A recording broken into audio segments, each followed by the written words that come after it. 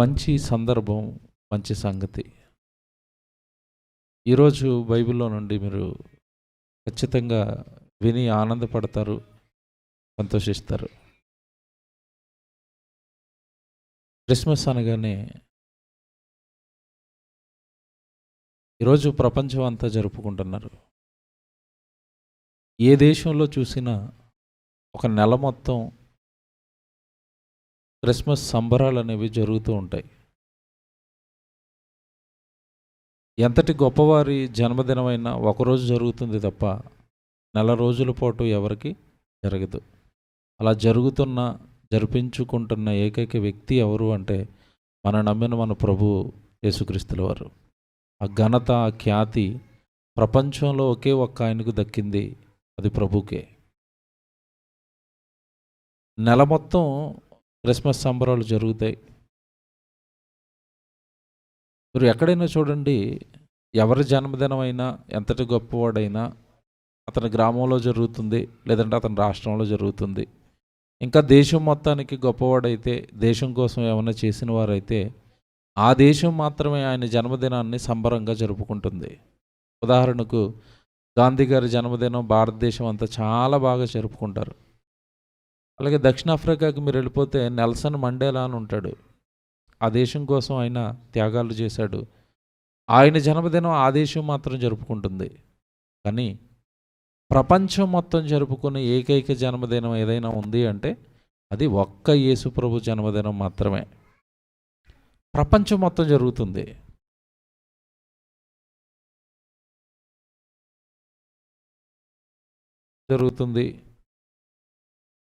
మీరు భూమి మీద ఎక్కడికి వెళ్ళినా సరే ఈ క్రిస్మస్ సంబరాలు అనేవి జరుగుతున్నాయి.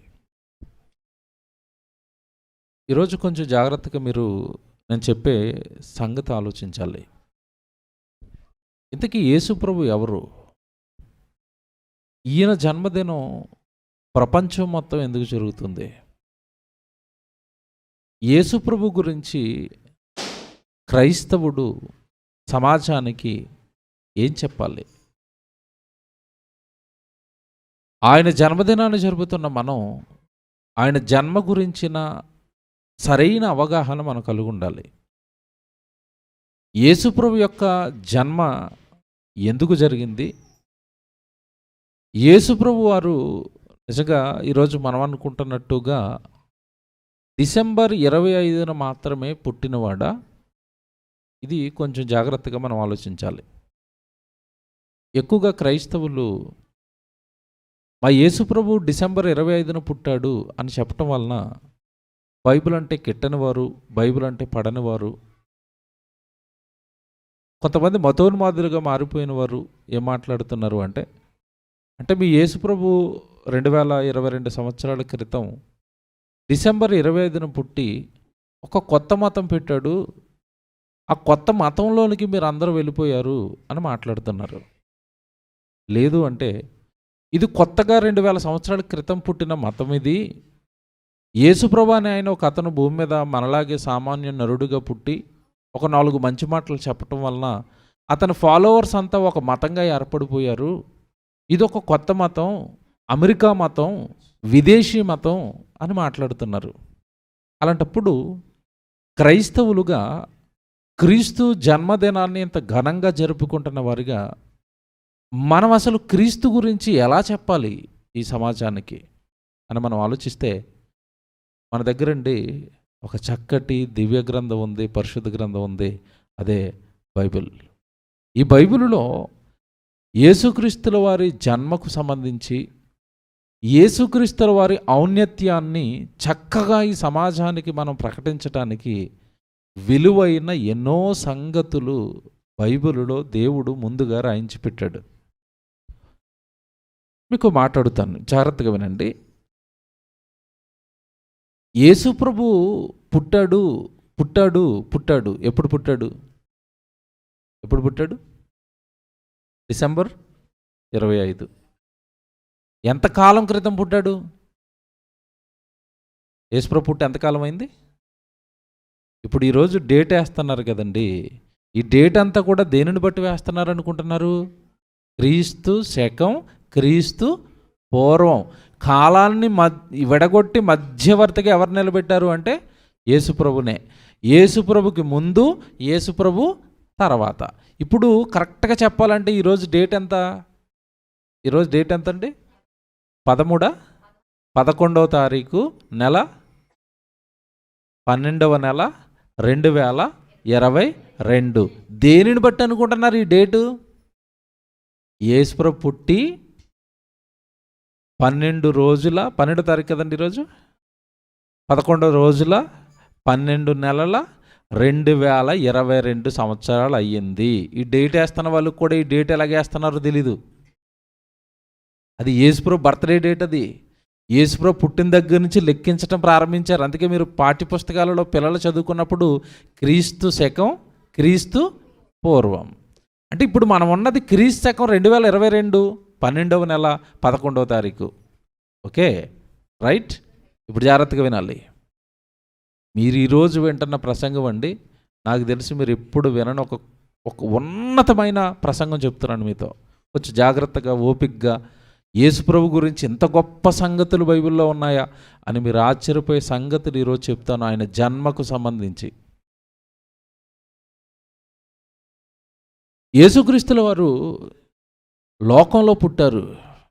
మరియమ్మ గారి గర్భాన పుట్టారు. తెలుసు కదా మీకు, కన్యక మరియ గర్భాన యేసుక్రీస్తుల వారు పుట్టారు. ఎక్కడ పుట్టారు? అవస్థలు పడుతున్నారు. పైకి వస్తుంది అది. ఆ హైట్కి ఇంత హైట్ రావాలా, ఇక్కడికి వస్తే సరిపోద్ది. ఇటుదే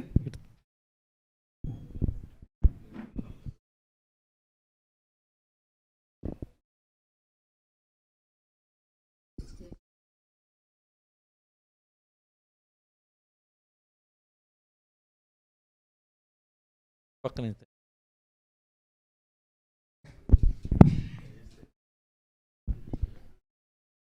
దీని యాంప్లిఫైర్ ఎక్కడ ఉందండి? దాంట్లో బేస్ తీసేసి త్రిపుల్ ఎట్టండి.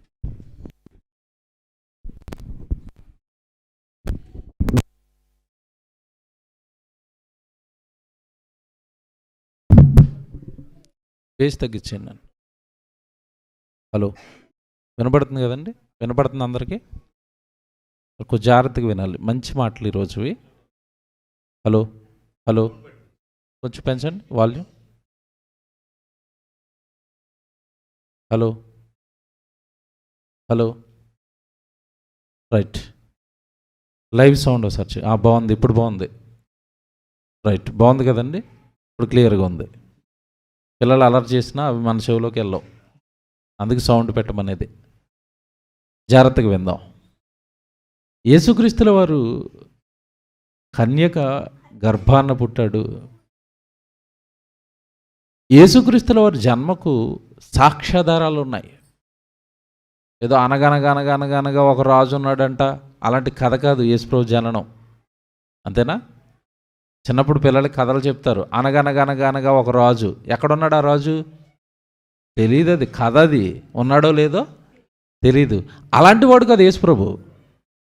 అనగనగా ఒక దేవుడు, అలాంటి దేవుడు కాదు ఈయన. యేసుక్రీస్తుల వారు బెత్లెహేము అనే గ్రామం ఉంది. మేము సెటప్తో వస్తే మీకు అవన్నీ చూపించేవాడిని. తొందర అయిపోయింది మాకు. ప్రొజెక్టర్ తెస్తే అవన్నీ వేసి చూపించేవాడిని. దేవుడు ఎప్పుడైనా మరలా మీ మధ్యలోనికి నడిపిస్తే అవన్నీ మీకు పిక్చర్ వేసి చూపిస్తాను. ఈ భూగోళం ఉంది కదండి, భూమి పటం చూస్తారు కదా మీరు, అందులో మన భారతదేశం ఉందా? ఉంది. అలాగే మన భారతదేశానికి పైన కాశ్మీర్ ఉంటుంది. ఆ కాశ్మీర్కి పక్కనే పాకిస్తాన్, తజికిస్తాన్, ఉజ్బెకిస్తాన్ ఇలాగా దేశాలు ఉంటాయి. ఆ దేశాలకి పక్కన ఒక దేశం ఉంటుంది, ఇజ్రాయేల్, పాలస్తీనా. ఈ ఇజ్రాయెల్ అనే దేశంలో యెరూషలేం అనే మహాపట్టణం ఉంటుంది. ఆ పట్టణంలో బెత్లెహేమ్ అనే ఒక ఊరు ఉంటుంది. ఆ ఊరిలో యేసుప్రభు పుట్టాడు. ఓకే, బాగుందా? జాగ్రత్తగా వినాలి.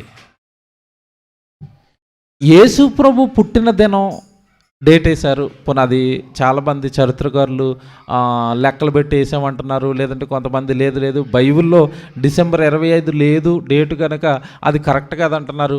మొత్తం మీద డేట్ విషయం పక్కన పెడితే యేసుక్రీస్తుల వారు పుట్టడం అయితే మాత్రం నిజం, రైట్. ఇప్పుడు ఒకటి ఆలోచించాలి, మీకు ప్రశ్న వేస్తాను.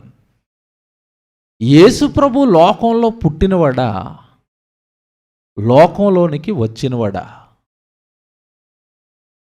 బాగా ఆలోచించుకొని చెప్పాలి. యేసు ప్రభు లోకంలో పుట్టాడా, లోకంలోనికి వచ్చాడా? ఇది కరెక్ట్ ఆన్సర్. యేసు ప్రభుది మనకు అర్థం అవ్వదు, ముందు మనది చెప్తాను. మీరు లోకంలో పుట్టారా, లోకంలోనికి వచ్చారా? వచ్చారు. మీరు పుట్టినోళ్ళు కాదు. మీ బర్త్డే డేట్ తప్పు.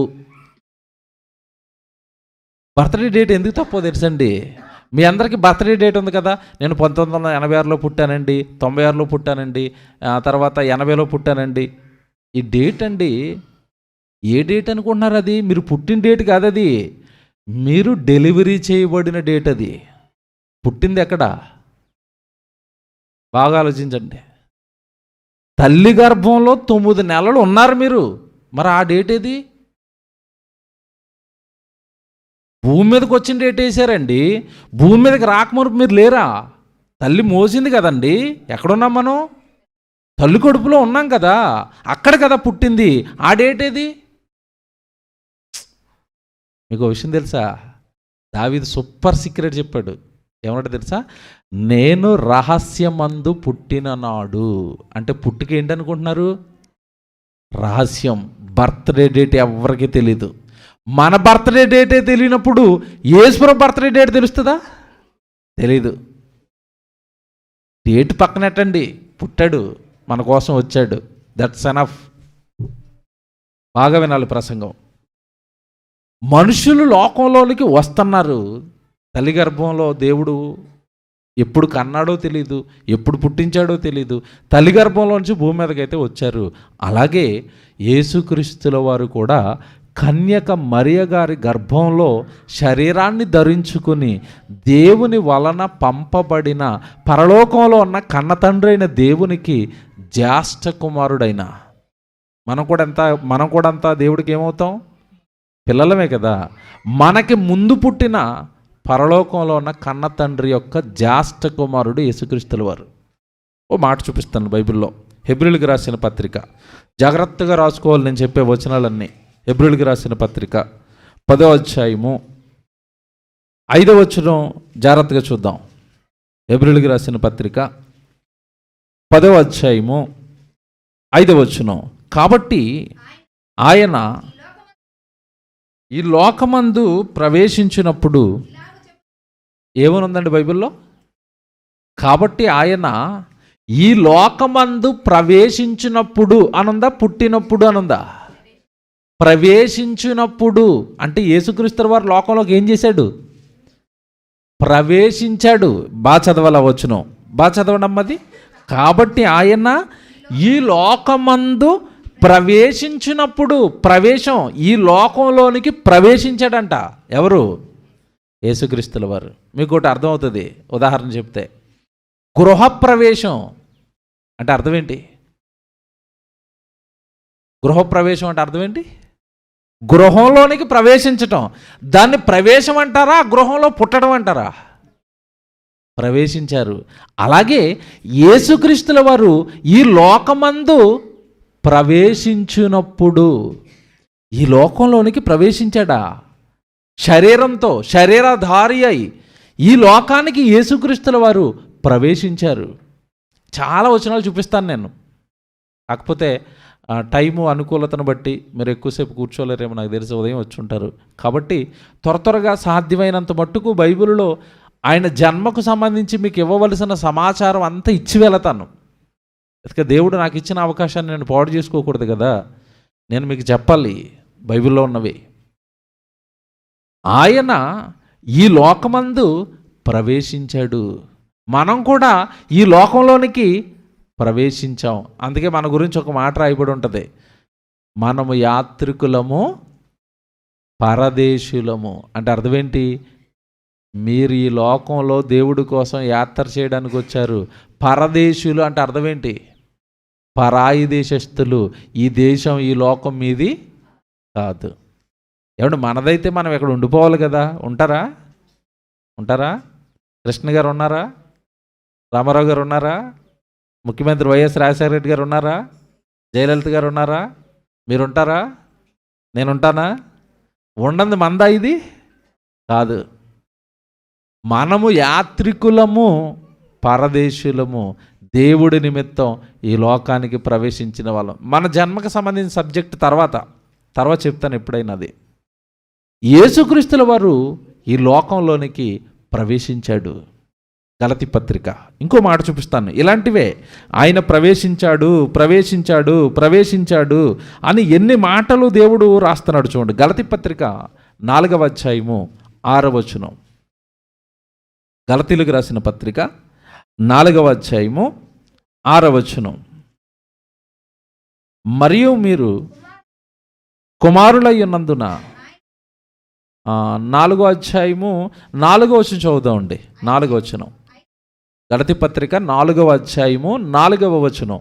అయితే కాలము పరిపూర్ణమైనప్పుడు దేవుడు తన కుమారుణ్ణి పంపెను. ఎక్కడికి? ఈ లోకంలోనికి.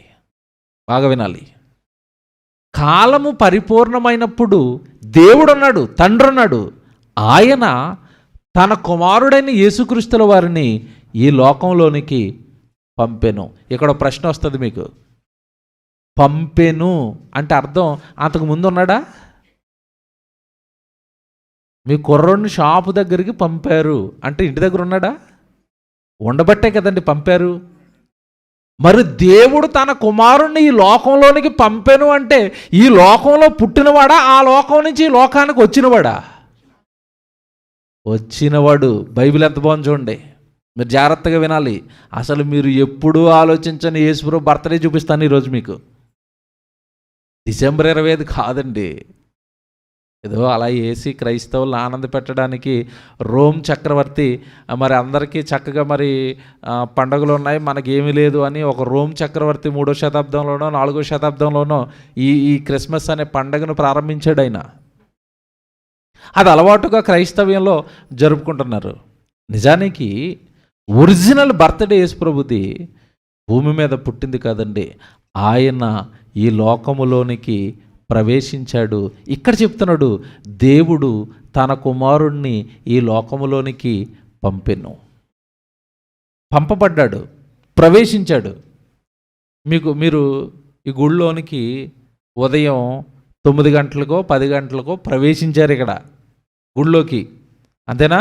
ఈ గుళ్ళో వర్షిప్ అయిపోయిన తర్వాత ఏం చేస్తారు? బాగా వినాలి. వర్షిప్ అయిపోయిన తర్వాత మీరు ఏం చేస్తారు? వెళ్ళిపోతారు. ఎందుకు వెళ్ళిపోతున్నారు? ప్రవేశించారు, పని అయిపోయిన తర్వాత వెళ్ళిపోతారు. యేసుప్రభు ఈ లోకంలోనికి ప్రవేశించాడు, పని అయిపోయిన తర్వాత ఎక్కడి నుంచి వచ్చాడో అక్కడికి వెళ్ళిపోయాడు. ఓకే, జాగ్రత్తగా వినాలి.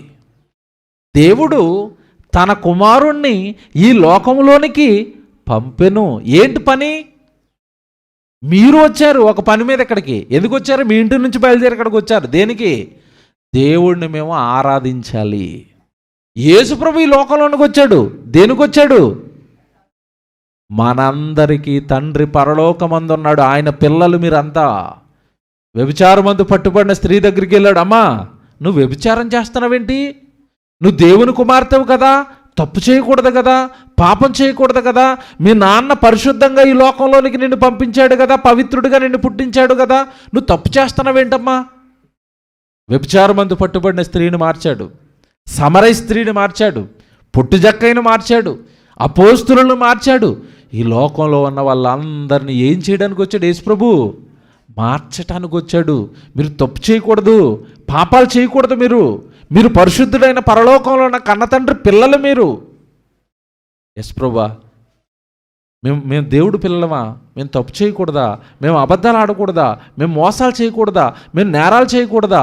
అయ్యో, మాకు తెలియదు ఇంతకాలం. మీరు చెప్పారు కదా, ఇప్పుడు మారిపోతాం. వెరీ గుడ్, మారిపోతారు. కానీ ముందు చేసిన పాపాలు ఉండిపోయినాయి కదా, ఆ పాపాల కోసం మీ అందరి కోసం నేను ఏమైపోతాను? సిలువ యాగంలో చచ్చిపోతాను. చివరి రక్తపు బొట్టు వరకు మీ పాపాల కోసం నేను కారుస్తాను. యేసుప్రభు రాక వెనక ఈ భూమి మీద ఆయనకు ఒక పని ఉంది.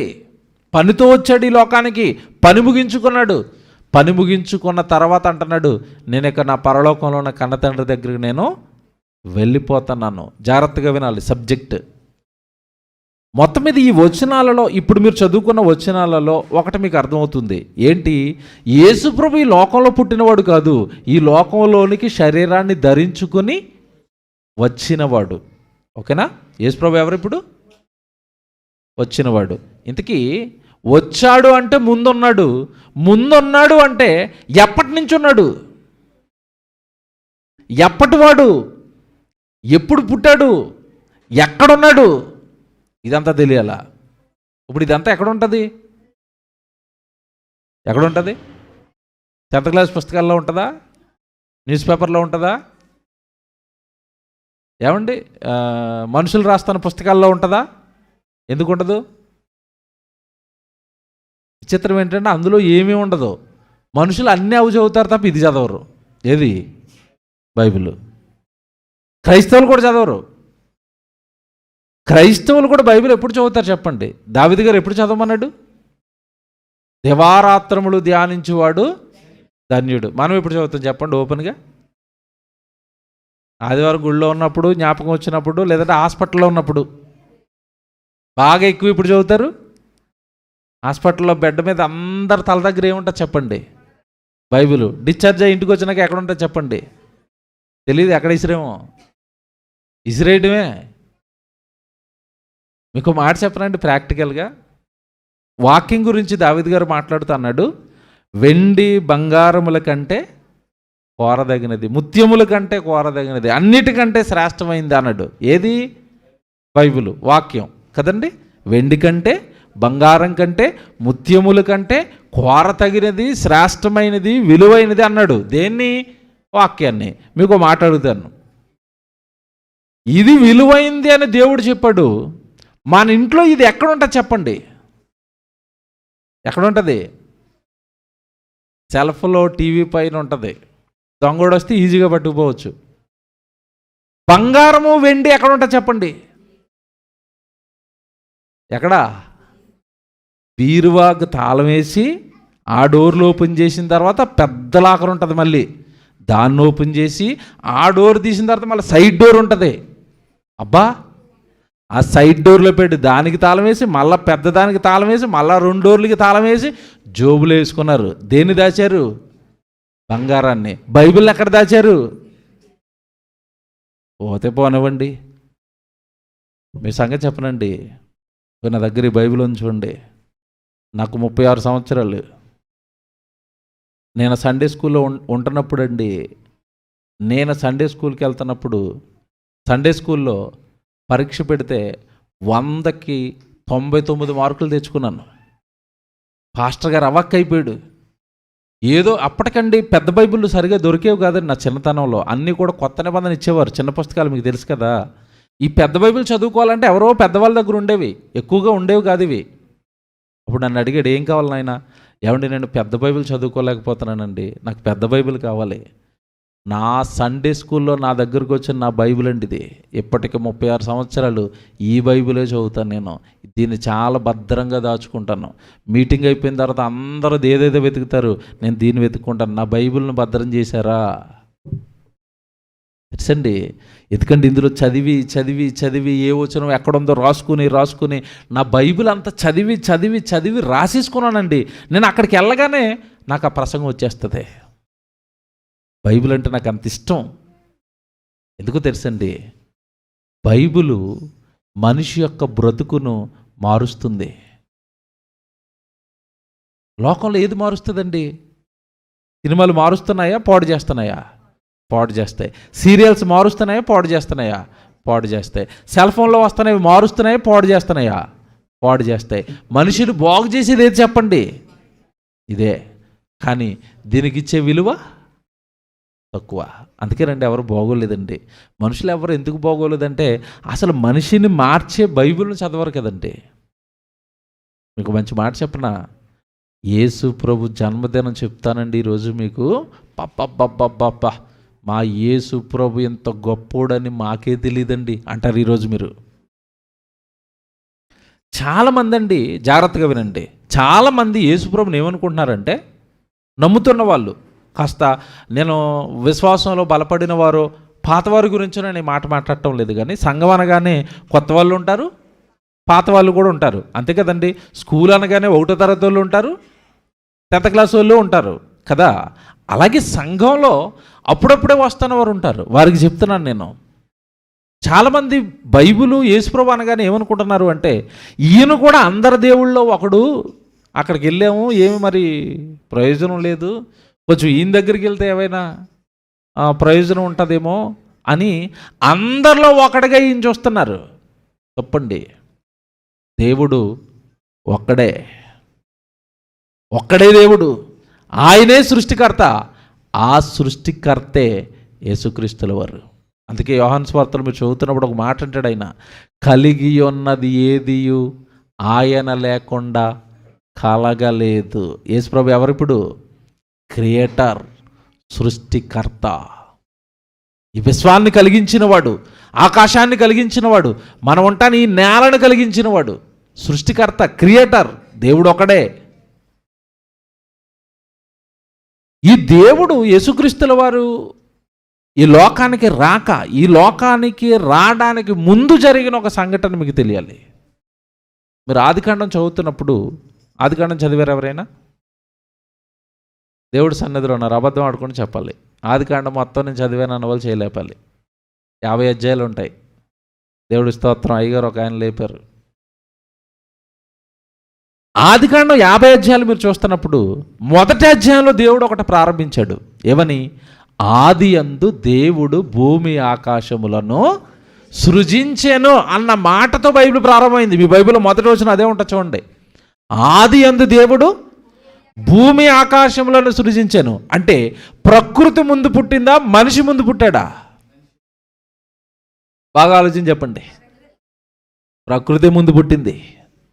ముందు ఆకాశం, ముందు భూమి, ముందు చెట్లు, ముందు సముద్రం, ముందు జంతువులు, అవన్నీ రెడీ అయిపోయిన తర్వాత 6 దినాలు విశ్వాన్ని కట్టిన తర్వాత దేవుడు చివరిలో ఎవరిని కట్టాడు? ఆదామును కట్టాడు. అంటే మరి మనిషి బ్రతకటానికి అవసరమైనవన్నీ ఉండాలి కదా. మనిషి ఉండాలి అంటే ఏమంటే, పిల్లల్ని స్కూల్కి పంపించేటప్పుడు తల్లి ఏం చేస్తుంది? బ్యాగ్ చదువుతుంది, పుస్తకాలు పెడుతుంది, ఏమంటే పెన్నులు పెడుతుంది, పెన్సిల్ పెడుతుంది, ఇదంతా ఒక ఎత్తు, బట్టలు వేస్తుంది, సాక్స్లు వేస్తుంది, షూలు వేస్తుంది. ఇదంతా అయిపోయిన తర్వాత మళ్ళాడికి టిఫిన్ కడుతుంది. డాడీ పైన స్నాక్స్ ఇట్టానురా, ఆ కింద నూడిల్స్ ఇట్టానురా, ఆ కింద పెరుగన్నం ఇట్టానురా, ఆ కింద పాపళ్ళు ఇట్టానురా. పెడుతుంది కదా తల్లి. ఎవరి కోసం? బిడ్డ కోసం. బిడ్డ కోసం తల్లి ఎలాగైతే పెట్టుకుంటుందో, మనం రాక మునుపే మన పరలోకపు తండ్రి ఇదిగో ఈ విశ్వాన్ని అంతా కట్టి ఈ విశ్వంలోనికి మనల్ని పంపిస్తున్నాడు. అందుకే మనకి దొరకని రంగు లేదండి. ఉన్నాయా రంగులన్నీ? ఉన్నాయి. మనకి దొరకని రుచి లేదు. పులుపు, తీపి, కారం, ఎన్ని రుచులండి. ఎక్కడవి రుచులన్నీ? ఎక్కడవండి మనం తింటున్న మాంసాహారాలన్నీ ఎక్కడవి? చికెన్ తినేస్తున్నారు, మటన్ తినేస్తున్నారు, చేపలు తినేస్తున్నారు, మేక మాంసం అంటున్నారు, గొర్రె మాంసం అంటున్నారు. అబ్బబ్బబ్బా, ఆ సైడ్కి వెళ్ళామనుకోండి, అస్సాం సైడ్కి కుక్క మాంసం కూడా తినేస్తారు వాళ్ళు. ఎక్కడివి మాంసాలన్నీ? ఎక్కడవి చెప్పండి. దేవుడు మనం రాకమునిపే మేకను చేశాడు. మేకను ఎవరు చేశారు? మీ నాన్నని అడగండి, నాకు తెలియదురా, మా నాన్నకాలంలో ఉంది. ఆ నాన్నని అడగండి, మాకు తెలియదురా, మా తాతల కాలం నుంచి ఉంది మేక. ఎక్కడిది ఇంతకి మేక? దేవుడు పెట్టాడు నువ్వు తినాలి అని. చికెన్, కోడిని దేవుడు పెట్టాడు. సముద్రాన్ని తవ్వి సముద్రంలో చేపలను దేవుడు పెట్టాడు. ఆదికాండం మొదటి అధ్యాయం అంతా అదేనండి. బాగా చదువుకోండి ఇంటికి వెళ్ళిన తర్వాత. నాయనా, నీకోసం చెట్లు వేసాను, నీకోసం పళ్ళు వేసాను, నీకోసం ఆకుకూరలు వేసాను, నీకోసం కూరగాయలు వేసాను, నీకోసం చేపలు వేసాను, నీకోసం మాంసాహారం వేసాను. ఇదంతా వేసిన తర్వాత ఇదిగో ఈ ప్రకృతిని అనుభవించడానికి నా కుమారుడుగా, నా కుమార్తెగా ఆ లోకంలో నేను మిమ్మల్ని పుట్టించాను. కానీ తొలి సంతానం ఏదైతే ఉందో అబ్రహాం గారికి ముందు కాలంలో ఆదాము గారును మీరు ఆలోచిస్తే ఆదాము, అవ్వ, కయ్యను, హేబేలు, షేతు, ఎనోషు, మహలేలు, ఇలా భూమి మీద మనుషులు ఒకరి తర్వాత ఒకరు, ఒకరి తర్వాత ఒకరు, ఒకరి తర్వాత ఒకరు ఈ భూమి మీదకి దేవుడు చేసిన మొదటి మనిషితో విస్తరించిపోయారు. ఇలాగంతా అలా వచ్చిన వాళ్ళం ఈ లోకానికి మనమంతా. Very good. మొదటి అధ్యాయంలో దేవుడు మనుషుల్ని చేశాడు. 6వ అధ్యాయానికి వచ్చేసరికి ఏమంటాడు తెలుసా? 6వ అధ్యాయం 5వ వచనానికి వచ్చేసరికి దేవుడు నరులను చేసినందుకు యెహోవా హృదయములో సంతాపము నొందెను. ఎందుకు చేశాను రా బాబు ఈ మనుషులను? ఎందుకు బాధపడుతున్నాడు తెలుసండి? వచ్చిన కొద్ది కాలానికే మనుషులు ఏమైపోయారో తెలుసా? పాపాలు, నేరాలు. వచ్చిన తొలి సంతానమే కయ్యను, హేబేలుని ఏం చేశాడు? చంపేశాడు. హత్యలా? ఏమంటే హత్యలా? మర్డర్ చేసుకుంటారా? ఏమంటే మీకు సంగతి చెప్పనండి, స్వజాతి నాశనాన్ని ఏ జంతువు కోరుకోదండి. కుక్కని చంపుకుంటుందా? చంపుకోదు. నక్కని చంపుకుంటుందా? చంపుకోదు. పిల్లిని చంపుకుంటుందా? చంపుకోదు. మనిషిని చంపుకుంటాడా? చంపేస్తాడు. ఏది బెటర్ చెప్పండి? కుక్క బెటరా, మనిషి బెటరా? దాన్ని కుక్క అంటారు కానీ ఒక ఆడికి అదే రైట్ అనిపిస్తుంది మనిషి కంటే. అదేమి ఏమంటే సాటి కుక్కని చంపదండి. కానీ దైవపుత్రుడు, దేవుని కుమారుడైన మనిషి లోకంలోకి వచ్చి నేరాలండి, పాపాలు పాపాలు పాపాలు పాపాలు పాపాలు, నరహత్యలు, వ్యభిచారాలు, దొంగతనాలు ఇవన్నీ చేస్తుంటే విసుగుపోయిన కన్న తండ్రి 6వ అధ్యాయానికి వచ్చేసరికి ఎవరు బాబు నీతిమంతులుగా ఒకడైనా ఉన్నాడా అంటే ఒకడు కనబడ్డాడండి. ఎవరు? నోవహు. ఆ నోవహు కుటుంబాన్ని ఓడలో పెట్టి రక్షించుకుని మిగతా వాళ్ళందరినీ ఏం చేశాడు? జలప్రలయంలో నీటిలో ముంచి ముంచి ముంచి చంపాడండి తన పిల్లల్నే. కారణం పాపాలు చూడలేకపోతున్నాడండి. ఏంటి పాపాలు అనుకుంటారా? 6వ అధ్యాయం మీరు బాగా చదవండి. ఒక్కొక్కడు ఒక్కొక్క పెళ్లి చేసుకుంటారా అంటే ఒక్కొక్కడు 4 పెళ్ళిళ్ళు 5 పెళ్ళిళ్ళు ఆడి మనసుకు వచ్చిన స్త్రీలందరినీ పెళ్ళిళ్ళు చేసుకుంటా పోతున్నాడంట. చిరగేసిందండి దేవుడికి. చిచ్చి, ఒక్క ఆదాము, ఒక్క అవ్వమ్మ, ఒక పురుషుడికి ఒక భార్య, వ్యభిచారాలేంటి, ఈ పెళ్ళిళ్ళేంటి? మీరు త్రోవ తప్పారు, పాపాలు చేస్తున్నారు, నో శిక్షిస్తానన్నాడు. అక్కడ నుండండి సొదొమ గొమొర్రా పట్టణాలలో అగ్నిని కురిపించి నాశనం చేశాడు. ఇలాగ మనుషుల మీద దేవుడి కోపం రగులుతూనే ఉంది. పాపాలు చేస్తూనే ఉన్నారు. పాపాలు పాపాలు పాపాలు పాపాలు. వీళ్ళని మార్చడానికి దేవుడు నీతిమంతులను పుట్టిస్తున్నాడు. అబ్రాహామును పుట్టించాడు, ఆయన తరంలో ఆయన సేవ చేశాడు. యాకోబును పుట్టించాడు, ఇస్సాకును పుట్టించాడు, దావీదును పుట్టించాడు. చాలామంది న్యాయాధిపతులను పుట్టించాడు, యెహోషువను పుట్టించాడు, మోషేను పుట్టించాడు.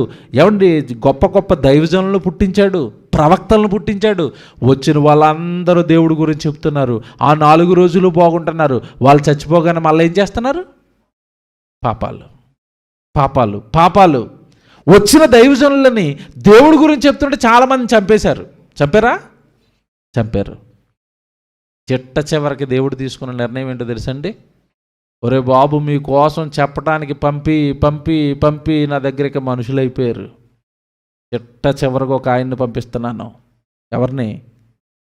నా కొడుకు, నా జ్యేష్ఠ కుమారుడు, నా తొలి సంతానం, మీకంటే ముందు పరలోకంలో నేను కన్న నా కుమారుడు యేసుక్రీస్తుల వారిని చివరిగా మీ దగ్గరికి పంపిస్తున్నాను. ఆయన చెప్పవలసిన సంగతులన్నీ దేవుడి గురించి మీతో చెప్తాడు. ప్రతి వాడు ఆయన మాట వినాలి. ఆయన మాట విన్నవాడికే నిత్య జీవం, మరలా తిరిగి నా దగ్గరికి వస్తారు అని ఒక శాసనం చేసి యేసుక్రీస్తుల వారిని దేవుడు ఈ లోకానికి పంపించాడు. ఇప్పుడు అర్థమైంది మీకు యేసుప్రభు ఎవరో? ఇంత చెప్పాలి నేను. మరి ఇప్పుడు ఓ రకంగా చెప్పాలి అంటేనండి మీకు ఎంత సంతోషం తెలుసండి. ఇప్పుడు ఒక రకంగా చెప్పాలి అంటే ఆదికాండం 1వ అధ్యాయం కాడి నుంచి యేసుప్రభు చచ్చిపోయిన మత్తయి సువార్త వరకు చెప్పేసాను. ఇప్పుడు మీకు ఇది జరిగింది. ఈ అనంత విశ్వాన్ని కట్టిన పరలోకంలో దేవుడు ఒక ఆయన ఉన్నాడు. ఆయన ఒక్కడే దేవుడు. ఆయన పిల్లలు భూమి మీద ఉన్న మనుషులంతా ఆయన్ను మరిచిపోతే, ఆయన బ్రతకమన్నట్టుగా బ్రతకకపోతుంటే ఆయన దగ్గరకు మనుషులను చేర్చడానికి వచ్చిందే యేసు ప్రభు. కానీ ఆయన పరిశుద్ధుడు. కానీ లోకంలో ఉన్న మనుషులంతా ఏమయ్యారు? పాపులయ్యారు. కనుక యేసు ప్రభు అంటున్నాడు, ఆయన పరిశుద్ధుడు. ఆయన గర్భాన పుట్టిన మీరు కూడా ఎలాగుండాలి? పరిశుద్ధులుగా ఉండాలి. బైబిల్లో ఒక మాట ఉంటుంది కదండి, నేను పరిశుద్ధుడినై ఉన్న ప్రకారం మీరు కూడా. ఎలాగొస్తుంది మరి మనకు పరిశుద్ధత? మన పాపాలు ఎలా పోతాయి? ఒక ఆయన మన కొరకు రక్తం చిందించాలి. ఆ రక్తం చిందించటానికి వచ్చిన తొలి సంతానం, దేవుడి యొక్క తొలి సంతానమే యేసుక్రీస్తుల వారు. అదే మీరు ఇందాక గలతీ పత్రికలో చదువుకున్నారు. ఒకసారి చదవండి, ఇప్పుడు అర్థమవుతుంది అది. గలతీ పత్రిక 4వ అధ్యాయము 4వ వచనం. గలతీ పత్రిక 4వ అధ్యాయము 4వ వచనం. అయితే కాలము పరిపూర్ణమైనప్పుడు దేవుడు, చూడండి అక్కడ జాగ్రత్తగా, దేవుడు అనే ఆయన ఒక ఆయన ఉన్నాడు, ఆయన మీ తండ్రి. దేవుడు తన కుమారుణ్ణి ఈ లోకములోనికి పంపెను. బాగుందా బైబిలు? క్లియర్. దేవుడు తన కుమారుణ్ణి ఈ లోకములోనికి పంపెను.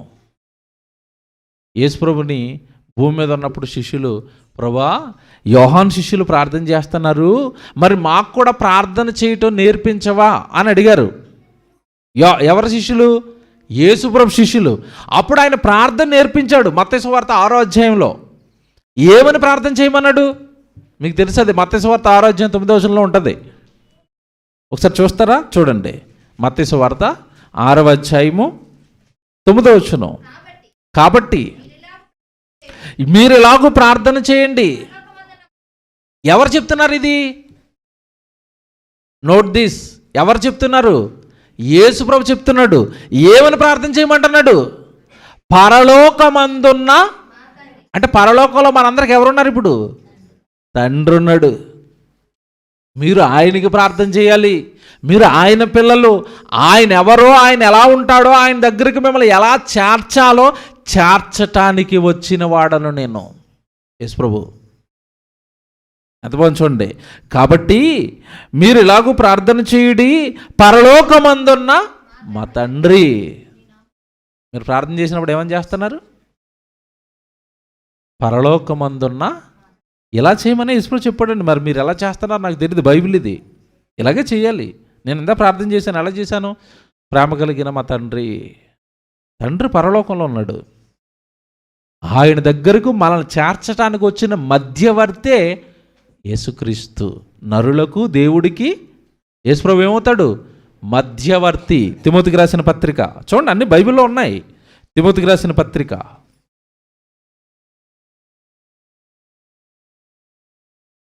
తిమోతికి రాసిన మొదటి పత్రిక చెప్తానండి, వచనం 2వ అధ్యాయము 5వ వచనం చూడండి. తిమోతికి రాసిన మొదటి పత్రిక 2వ అధ్యాయము 5వ వచనం. దేవుడు ఒక్కడే, ఆయన తండ్రి పరలోకంలో ఉన్నాడు. జాగ్రత్తగా చూడాలి ఆ వచనం. తిమోతికి రాసిన మొదటి పత్రిక 2వ అధ్యాయము 5వ వచనం. రైట్. దేవుడు ఒక్కడే, దేవునికి నరులకును మధ్యవర్తి ఒక్కడే, ఆయన క్రీస్తు యేసను నరుడు. యేసుప్రభు ఎవరంటే ఇప్పుడు మనకి మధ్యవర్తి. ఎవరెవరికి? పరలోకంలో ఉన్న మన తండ్రికి మనకి మధ్యవర్తి. జడ్జితో మాట్లాడాలనుకోండి, నేరస్తుడు మధ్యలో ఎవరు ఉండాలి? అర్థం అవ్వలేదా? జడ్జితో మాట్లాడాలి అంటే నేరం చేసిన వ్యక్తి పక్కన ఎవరు ఉండాలి? లాయర్ గారు ఉండాలి. అంతేనా? ఏం కదండి, తెలియక చేశాడండి, కొంచెం మా ఓడిని క్షమించేయండి. నువ్వు అడిగితే ఒప్పుకోడైనా ఎవరు అడగాలి? లాయర్ గారు రిక్వెస్ట్ చేయాలి. ఇప్పుడు పరలోకంలో ఉన్న కన్న తండ్రి పిల్లలు మనమైతే, మనం పాపం చేస్తే మనకి మధ్యలో ప్రాణం పెట్టి మన పాపాలన్నీ కడిగేసి యేసుప్రభు అంటున్నాడు, నాని తమ్ముళ్ళని చెల్లెల్ని నీ దగ్గరికి చేర్చుకోవా, వీళ్ళని కడిగేశాను, వీళ్ళు చాలా మంచోళ్ళు, నీకు తెలియదు, ఒకప్పుడు నువ్వు మంచోళ్ళు కాదు, నేను వెళ్ళి వాళ్ళని మంచోళ్ళుగా మార్చేశాను, ప్రేమగా ఉండమని చెప్పాను, దొంగతనాలు చేయొద్దన్నాను, నేరాలు చేయొద్దన్నాను, నా దగ్గరకు వస్తున్నారు, నా గుడికి నా మాటలు వింటున్నారు, బాప్తీసం తీసుకున్నారు, పాపాలు కడిగేసుకున్నారు, వీళ్ళని కొంచెం చేర్చుకోవా. ఎవరు మన మధ్యవర్తి ఇప్పుడు? సరేండి, ఏం బాగున్నాడండి ఇప్పుడు యేసుప్రభు. ఈరోజు ఎలాగ అర్థమవుతున్నాడు మీకు? పప్ప యేసుప్రభు అంటే ఇదా యేసుప్రభు? ఇందుకు వచ్చాడా ఈ లోకానికి? నన్ను మా నాన్న దగ్గరికి చేర్చడానికి వచ్చాడా? అవునండి. యేసు ప్రభు ఎందుకు పుట్టాడో కూడా చాలామందికి ఇప్పటికీ అర్థం అవ్వలేదు. మీ దేవుడి దగ్గరికి చేర్చటానికి వచ్చాడు, మీ నాన్న దగ్గరికి చేర్చటానికి వచ్చాడు. పిల్లలు, దేవుడు అనగానే ఒక్కడే సృష్టికర్త. పాత నిబంధన అంతా కూడా ఆయన ఏమని పిలువబడతాడంటే యెహోవా. సృష్టికర్త, సర్వశక్తిమంతుడు. మోషేతో అంటున్నాడు కదా, మోషే అంటున్నాడు, నన్ను వెళ్ళమంటున్నావు నువ్వు, నేను ఐగుప్తుల దగ్గరికి వెళ్తాను, ఎవరు పంపించారు నిన్ను నన్ను అడుగుతారు వాళ్ళు నన్ను, అప్పుడు నేను ఏం చెప్పాలి అంటే ఏమన్నాడు మోషేతో? మోషే చెప్పు, ఏమని చెప్పాలి నీ పేరు? నేను ఉన్నవాడను, అది నా నామం, చెప్పు నేనున్నానని చెప్పన్నాడు. ఎవరైనా తండ్రి, తండ్రి యెహోవా. ఆయన పిల్లలు, కాలం వచ్చింది, నా కొడుకును పంపాలి, ముందు అందరిని ప్రవక్తలు పంపించేస్తాను, నీతివంతులు పంపించేస్తాను, చిట్ట చివరిలో పంపిస్తాను. ఎవరిని? యేసుప్రభుని. అదే గలతీ 4:4, కాలము సంపూర్ణమైనప్పుడు దేవుడు తన కుమారుణ్ణి ఈ లోకములోనికి పంపెను. Very good. పంపాడంటే అంతకు ముందు ఉన్నాడా? ఇప్పుడు యేసుప్రభు బర్త్డే కావాలా మీకు? ఇప్పుడు ఇది కన్ఫర్మ్ కాదని అర్థమైపోయింది మీకు. ఎందుకంటే ఈ లోకంలోనికి ఆయన ఏం చేశాడు? ప్రవేశించాడు, డెలివరీ అయ్యాడు. డెలివరీ డేట్ మంద కూడా అంతేనండి, మంద బర్త్డే డేట్ కాదు అది, నాకేసారు 04/05/1986 అని వేసారండి నాకు, 4/5/1986. ఆ బర్త్డే రోజు అందరూ నాకు బర్త్డే చేస్తారు, కానీ నాకు అదో రకం అయోమయంలో ఉంటాను నేను. ఎందుకు? అది జస్ట్ నేను నా తల్లి గర్భంలో నుంచి దేవుడు నన్ను బయటికి డెలివరీ చేసిన డేట్ అంతే అది. అంతకుముందు నేను ఉన్నాను తల్లి గర్భంలో. ఇంకా చెప్పరా మీకు బుర్ర వేడెక్కిపోద్ది, ఇప్పుడు నాకు అవదది. తల్లి గర్భంలో ఉన్నారు అంటే తల్లి గర్భంలోకి రాకమునుపు ఉంటారా? ఉండరా? ఆలోచించుకుని చెప్పండి. ఉంటాం. ఉండకపోతే ఎందుకు వస్తాం అక్కడికి? మీరు ఇంట్లో ఉన్నారు కనుక గుడికి వచ్చారు. ఇంట్లో లేకపోతే గుడికి ఎక్కడ వస్తారు? తల్లి గర్భంలోకి వచ్చారంటే అంతకుముందు ఉంటారా? ఉంటారు. శాస్త్రం ఈ మధ్యకాలం చెప్పింది, బైబిల్ 2000 సంవత్సరాల క్రితం చెప్పింది. మత్తయి సువార్త చదివారు ఎవరైనా? 2వ అధ్యాయంలో అబ్రహాము ఇస్సాకును కనెను అని ఉంటుంది బైబిల్లో. ఏమనుంటుంది? అబ్రహాము ఇస్సాకును కనెను, ఇస్సాకు యాకోబును కనెను, యాకోబు యోదాను అతని అన్నదమ్ములను కనెను అని ఉంటుంది బైబిల్లో. బైబిల్లో మీకు అచ్చుకుతున్నట్టు అలాగే ఉంటుంది. ఇంతకీ పిల్లలకి అనేది స్త్రీలా పురుషులా? ఎవరికంటారు? మరి ఆ బైబిల్లో ఏంటండి అబ్రహాం ఇస్సాకుని కన్నాడని ఉంది అంటే, ఇంతకీ ఇస్సాకుని కన్నది శారమ్మ గారా అబ్రహాం గారా? ఇది కరెక్ట్. శారమ్మ గారు 9 నెలలు మోసారు అంతే, కన్నది ఎవరో తెలుసా? మీకు ఇది అర్థం అవ్వదు. ఇప్పుడు మంద చెప్తాను, ఇప్పుడు మంద చెప్పాలి మీకు. మీ పిల్లోడిని స్కూల్కి తీసుకెళ్ళడానికి వెళ్ళారు, తల్లి మాస్టర్ గారి దగ్గరికి వెళ్ళి, ఏమండి వీటిని స్కూల్లో జాయిన్ చేసుకోండి అన్నది. అప్లికేషన్ ఫిలప్ చేయమ్మా, అప్లికేషన్ ఫిలప్ చేస్తున్నారు. వాడి పేరు రాయండి, పేరు రాసాం. కింద వెంటనే ఏముంటుంది అక్కడ? Son of. అంతేనా? సన్ ఆఫ్ అంటే అర్థం ఏంటి? వీళ్ళ డాడీ ఎవరండి? ఎందుకు డాడీ పేరు అడుగుతున్నావు? నేనే కన్నాను, నా పేరు రాసుకో. ఒప్పుకుంటాడు మాస్టర్? ఎందుకు ఒప్పుకోడు చెప్పాలి? నువ్వు మోసావమ్మా, కన్నాయన వేరు. తెలుసా? ఈ మధ్యకాలంలో శాస్త్రం చెప్పిందండి, ఏమన్నదంటే, తండ్రి గర్భం నుండి శుక్రకణం రూపంలో తల్లి అండానికి చేరితే తల్లిలో పుట్టిన అండం ఏమంటే పురుషుడి నుంచి వచ్చిన శుక్రకణం, ఈ 2 కలిస్తే పిండం అవుతుంది. అంటే ఎక్కడి నుంచి ప్రయాణం ప్రారంభమైంది మనది? తండ్రి నుండి. కన్నదెవరు? తండ్రి. అందుకే మన అన్నండి, తండ్రిలో నుంచి తల్లిలోకి, తల్లిలో నుంచి లోకానికి. వెనక్కి వెళ్తానండి. ఇప్పుడు భూమి మీదకి రాక మునుపు తల్లిలో, తల్లిలోకి రాక మునుపు తండ్రిలో, తండ్రిలోకి రాక మునుపు మీ నాన్న నువ్వు కలిపి మీ తాతలో. తెలుసా? తాతలోకి రాక మునుపు నేను, మా నాన్న, మా తాత కలిపి మా ముత్తాతలో. అలాగ వస్తున్నాడు మనిషి లోకానికి. మీకు అర్థమవుతుంది, ఒకటి చెప్తాను. మామిడి పళ్ళు ఉంటాయి కదండి, మామిడి పండు తినేసిన తర్వాత ఏం చేస్తారు? టెంక చీక్క అది ఇంకా చీకడానికి ఉండదు, అది మిగిలిపోద్ది చివరికి. బాగుంటే అది కూడా తినేసేవాడు మనిషి, బాగలేదు కనుక వదిలేసాడు. ఏమంటే అది టెంక నేలలో పడేస్తే ఏమైపోతుంది చెప్పండి? మొక్కైంది. మొక్కైన తర్వాత దానికి మళ్ళీ ఏం కాస్తున్నాయి? ఈ మామిడికాయలన్నీ ఎక్కడున్నాయనుకున్నారు? ట్యాంకులోనే ఉన్నాయి. భూమిలో వేసిన తర్వాత బయటకు వచ్చాయి. అర్థమైంది కదా? అలాగే మన తాతలో మన నాన్న ఉన్నాడు, మన తాత ఉన్నాడు, నేనున్నాను. వాళ్ళకి వివాహం అయిన తర్వాత బయటకు వచ్చాం. ఓకే, అర్థమైంది కదా? ఇప్పుడు జాగ్రత్తగా వినాలి. ఇది మనదే, తర్వాత చెప్తాను ఎప్పుడైనా వచ్చినప్పుడు. పెద్ద సబ్జెక్ట్ ఇది. బైబిల్ అండి ఆధునిక శాస్త్రానికి సవాలు చేసే పుస్తకం. తెలుసా? సైన్స్ బిత్తరపోతుంది ఇందులో ఉన్న నిజాలు చెప్తే.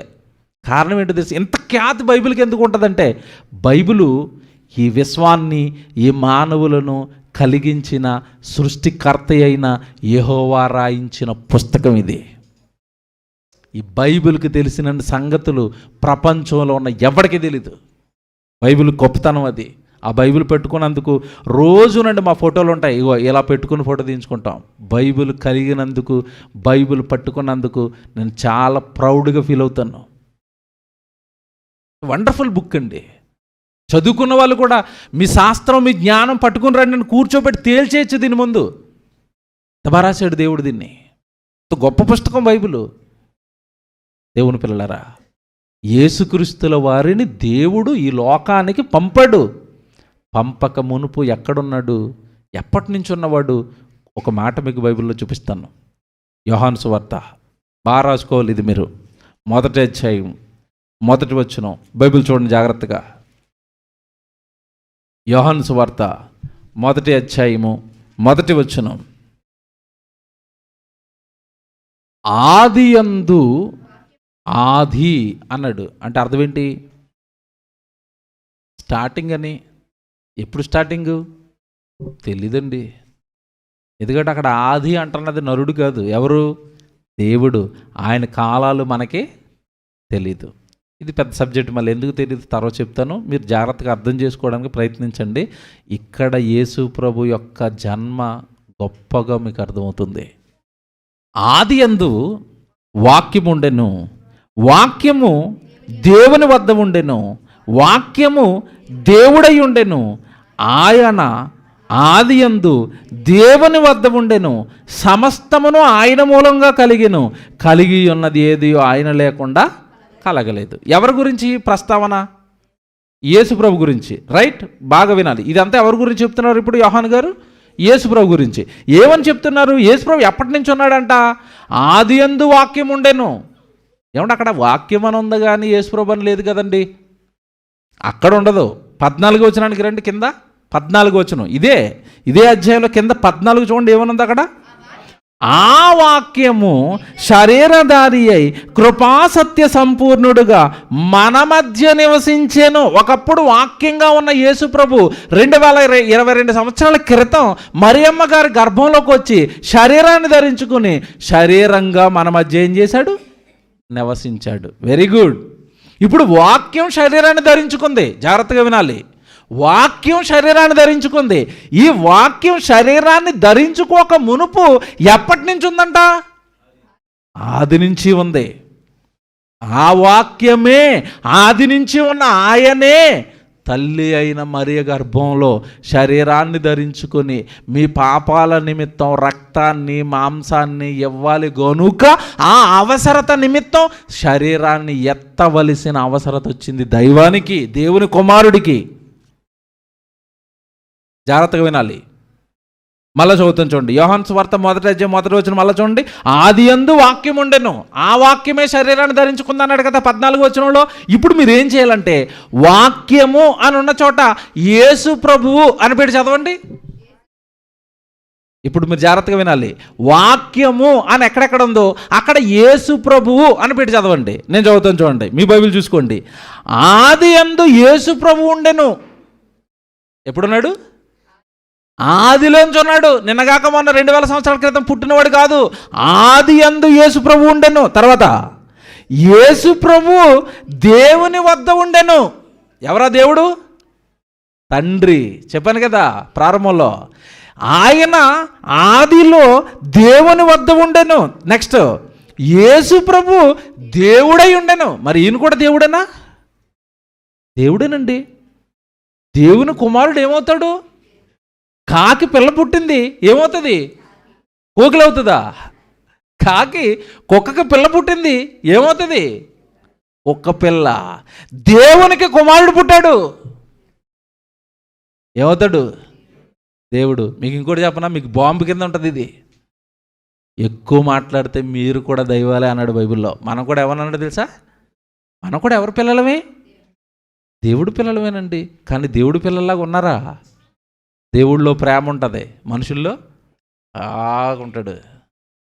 దెయ్యం ఉంది. ఏమండి, దేవుడి పిల్లల్ని ఈరోజు దెయ్యం ఆక్రమించిందండి. దెయ్యం. ఇలా కదండి మనుషులు ఉండవలసింది. ప్రేమ, దయ.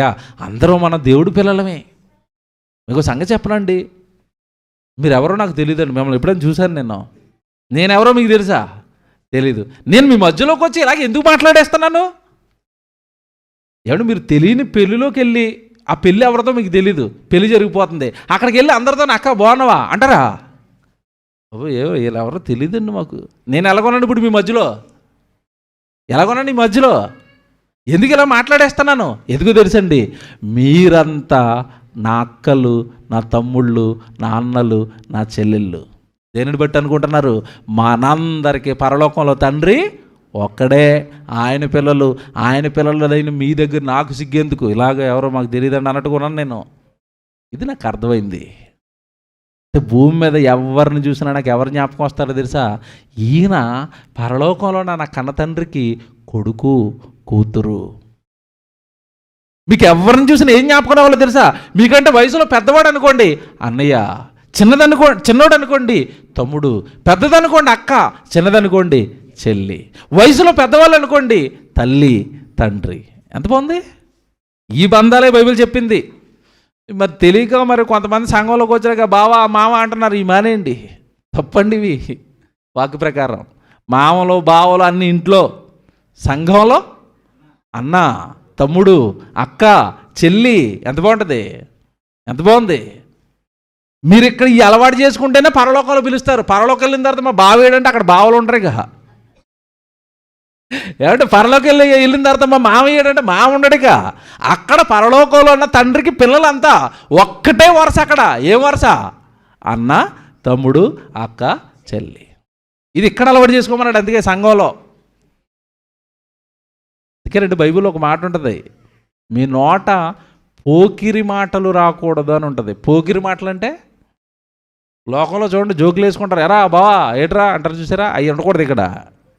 అవి అక్కడ అయిపోవాలి. బాప్తిస్మం తర్వాత అవన్నీ అయిపోవాలి. ప్రేమ, సహోదరుడు, సంఘం, తండ్రి, యేసుక్రీస్తుల వారు.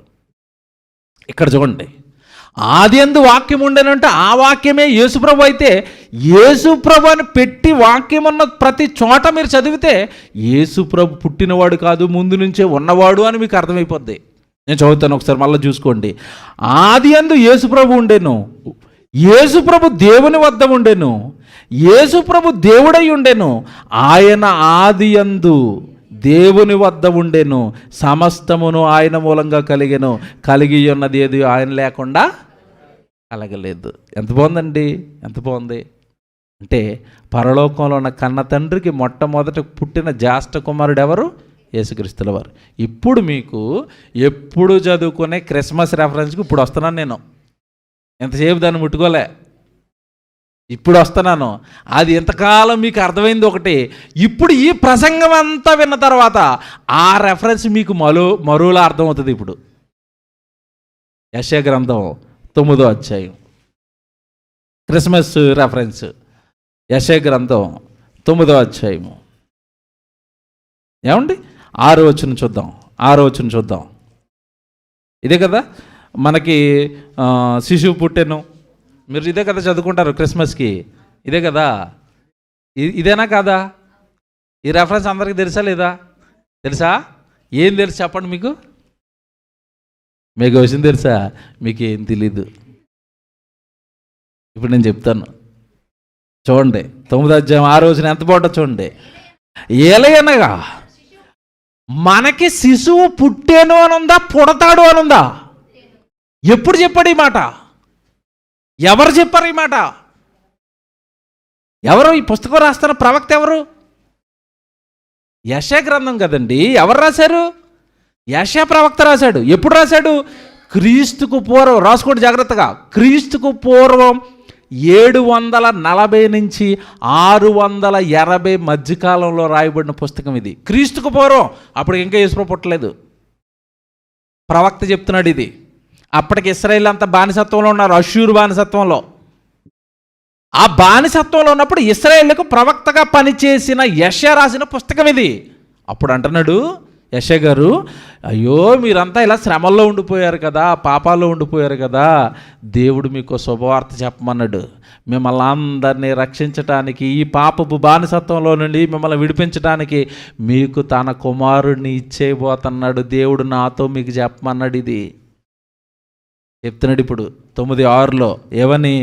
ఏలయనగా మనకి శిశువు పుట్టేనా, మరియమ్మ గారి గర్భంలో పుడతాడా? పుట్టేను అని రాశాడు కదా. మరి ఇప్పుడు యెషయా గారు రాస్తున్న కాలానికి యేసుప్రభు పుట్టాడా, భూమి మీద పుట్టలేదా? ఎంత కన్ఫ్యూజన్ చేశారు మీకే? డైలమాలో పడిపోయారు. మత్తయి సువార్త 1వ అధ్యాయంలో యేసుప్రభు పుట్టింది. ఈ ప్రవక్త రాస్తున్న కాలానికి ఇంకా యేసుప్రభు పుట్టలేదు. కానీ ఇక్కడ ఏమని రాస్తున్నాడు? అందుకే అన్నాను, ఈ రెఫరెన్స్ మీకు ఏం తెలియదని ఇందాక అందుకే అన్నాను నేను. ఏలయనగా మనకి శిశువు పుట్టెను. ఆల్రెడీ రెడీగా ఉన్నాడు. ఎక్కడ? పరలోకంలో. టైం వచ్చినప్పుడు దేవుడు టైం చూసి ఏ టైంలో దింపాలో ఆ టైంలో మరియమ్మ గారి గర్భంలోకి దింపుతాడు. అర్థమయ్యేటప్పుడు యేసుప్రభు పుట్టినోడా వచ్చినోడా? వచ్చాడు. ఎప్పుడు పుట్టాడు? ఏలయనగా మనకి శిశువు పుట్టెను. తర్వాత జాగ్రత్త చదువుకోండి ఇప్పుడు. ఏలయనగా మనకి శిశువు పుట్టెను, మనకి కుమారుడు అనుగ్రహింపబడెను. ఆల్రెడీ అయిపోయింది అన్నట్టుగా మాట్లాడుతున్నాడు చూడండి యెషయా గారు. మనకి కుమారుడు అనుగ్రహింపబడెను. ఇచ్చేశాడు, దేవుడు ఇచ్చేశాడు, తన కుమారుని ఇచ్చేశాడు, తన కొడుకుని మనకి ఇచ్చేశాడు. ఉంటే ఇస్తాడా, లేకుండా ఇస్తాడా? ఉంటేనే కదండి. మా కొడుకుని సేవకు తీసుకుపోండి అని ఎప్పుడు అంటారు? కన్న తర్వాత. బిడ్డే లేకుండా మా ఓడిని సేవకు తీసుకుపోండి. ఎలాగుంది ఇది? అప్పటికే పరలోకంలో కన్న తండ్రి అయిన దేవుడు యేసుక్రీస్తుల వారిని కన్నాడు. కన్న కొడుకుని మనకిచ్చేయడానికి డిసైడ్ అయిపోయాడు. ప్రవక్తగా నాతో ముందే చెప్పేమన్నాడు. చెప్పేస్తున్నాను, మనకి శిశువు రెడీగా ఉంది. ఎవరైనా? యేసు ప్రభు. మరి ఎలాగండి ఈ భూమి మీదకి వస్తాడు? మరి మేము ఎలాగండి, మరి దేవుడు రెడీ చేసిన శిశువుని మేము ఎలాగండి గుర్తుపట్టాలి? అందరూ పుట్టినట్టుగా ఆయన పుట్టేస్తే మీరు గుర్తుపట్టరు కదా. ఆయన్ని గుర్తుపట్టడానికి దేవుడు మరొకలాగా ఆయన్ని పుట్టిస్తున్నాడు. ఎలాగా? అందరూ పుట్టినట్టుగా తల్లిదండ్రులకి ఈయన పుట్టడు. ఎవరికి పుడతాడు? కన్యక్కి పుడతాడు. ఆ కన్యక్కి ఎవరైతే పుట్టారో ప్రపంచం మొత్తం మీద వెతుక్కోండి. అలా వెతుక్కున్న తర్వాత ఆయనే రక్షకుడని నోరు మూసుకుని ఆయన నమ్ముకోండి. యేసుప్రభు కన్యకి ఎందుకు పుట్టాడు తెలీదు. ఈ బయట ఉన్న తెంగరోళ్ళు అంటారు, ఏమండి కన్యక పిల్లల్ని కంటదా అంటారు వీళ్ళు. కన్యకకే ఎందుకు పుట్టాడు? మళ్ళీ 1.5 సేపు చెప్పాలి నేను ఇది. కన్యకకే ఎందుకు పుట్టాడు అంటే దాని వెనకాల చాలా పెద్ద పెద్దవి ఉన్నాయి. ఒకటి చెప్తున్నాను మీకు, మీకు చెప్తున్నాను. కన్యక గర్భాన్ని పుడితే ఆయనే రక్షకుడు అని ప్రపంచం మొత్తం గుర్తుపట్టడానికి దేవుడు అందరినీ పుట్టించినట్టుగా ఆయన్ను పుట్టించలేదు. మనలాగే పుట్టేసాడు అనుకోండి యేసుప్రభు. ఏమన్నా అందరి తల్లిదండ్రులు పెళ్ళి అయిన తర్వాత పుట్టేసాడు అనుకోండి, ఎవడు పడితే ఆడే నేనే యేసుప్రభుని అంటాడు కదా. అలా అనడానికి వీలు లేకుండా కన్యక ఎవరిని కంటదో చూసుకోండి, ఆయనే యేసుప్రభు. దేవుడు యేసుప్రభుని మీ అందరి కోసం, మీ పాపాల కోసం ఇవ్వబోతున్నాడు. ఆయన ఈ లోకంలోనికి కన్యక ద్వారా వస్తాడు. కిందకి చెప్తాడు చూడండి, అలా చదువుకుంటారండి. ఏలయనగా మనకు శిశువు పుట్టెను, మనకు కుమారుడు అనుగ్రహింపబడెను, ఆయన భుజముల మీద రాజ్యభారం ఉండును. ఆశ్చర్యకరుడు, ఆలోచనకర్త, బలవంతుడైన దేవుడు, నిత్యుడగు తండ్రి, సమాధానకర్త యగు అధిపతి ఆయన అని అతనికి పేరు పెట్టబడును. ఇది మొదలుకొని మితి లేకుండా దానికి వృద్ధి క్షేమము కలుగునట్లు సర్వకాలము దావీదు రాజ్యాన్ని అతనికి దేవుడు ఇస్తున్నాడు. ఏమండి, ఇక్కడ మీకు రాయబడిన ఈ సందర్భం అంతా మీరు చూస్తున్నప్పుడు యేసుక్రీస్తుల వారి జననం ఎలా జరగబోతుందో, ఎలా రాబోతున్నాడో ఏమండి మీకు చెప్పేశాడు. అతని మీద రాజ్యభారం ఉంటుంది. రాజ్యాన్ని కట్టపోతున్నాడు భూమి మీదకి వచ్చి. ఒకటి అర్థమైంది ఇప్పుడు. ఆల్రెడీ అప్పటికే పుట్టిన శిశువుని దేవుడి లోకానికి పంపించాడు. కీర్తనల గ్రంథం మీకు మాట చూపించాలి కదా. కీర్తనల గ్రంథం దేవుడు అంటున్న మాట చెప్తాను చూడండి. దావీదుతో కూడా అంటున్నాడు ఇదే మాట. దావీదు కూడా రాశాడు ఇదే మాట. దావీదు రాశాడు చూడండి. కీర్తనల గ్రంథం 1వ అధ్యాయము లేదా 2వ అధ్యాయం చూద్దాం. కీర్తనల గ్రంథం 2వ అధ్యాయము 2వ వచనం చూడండి. కీర్తనల గ్రంథం 2వ అధ్యాయము 2వ వచనం. మన వారి కట్లు తెంపుదము రండి, వాడి పాశములను మన యొద్ద నుండి పారవేదము రండి అని చెప్పుకొని 3వ వచనం. భూరాజులు యెహోవాకును, ఇక్కడ ఇద్దరు కనపడతారు మీకు.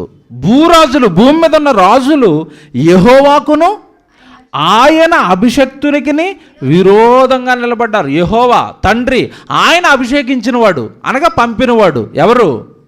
యేసుక్రీస్తు వారు. వీళ్ళిద్దరికీ భూమి మీద ఉన్న ఆ రోజు రోమా సామ్రాజ్యం వ్యతిరేకమైపోయింది.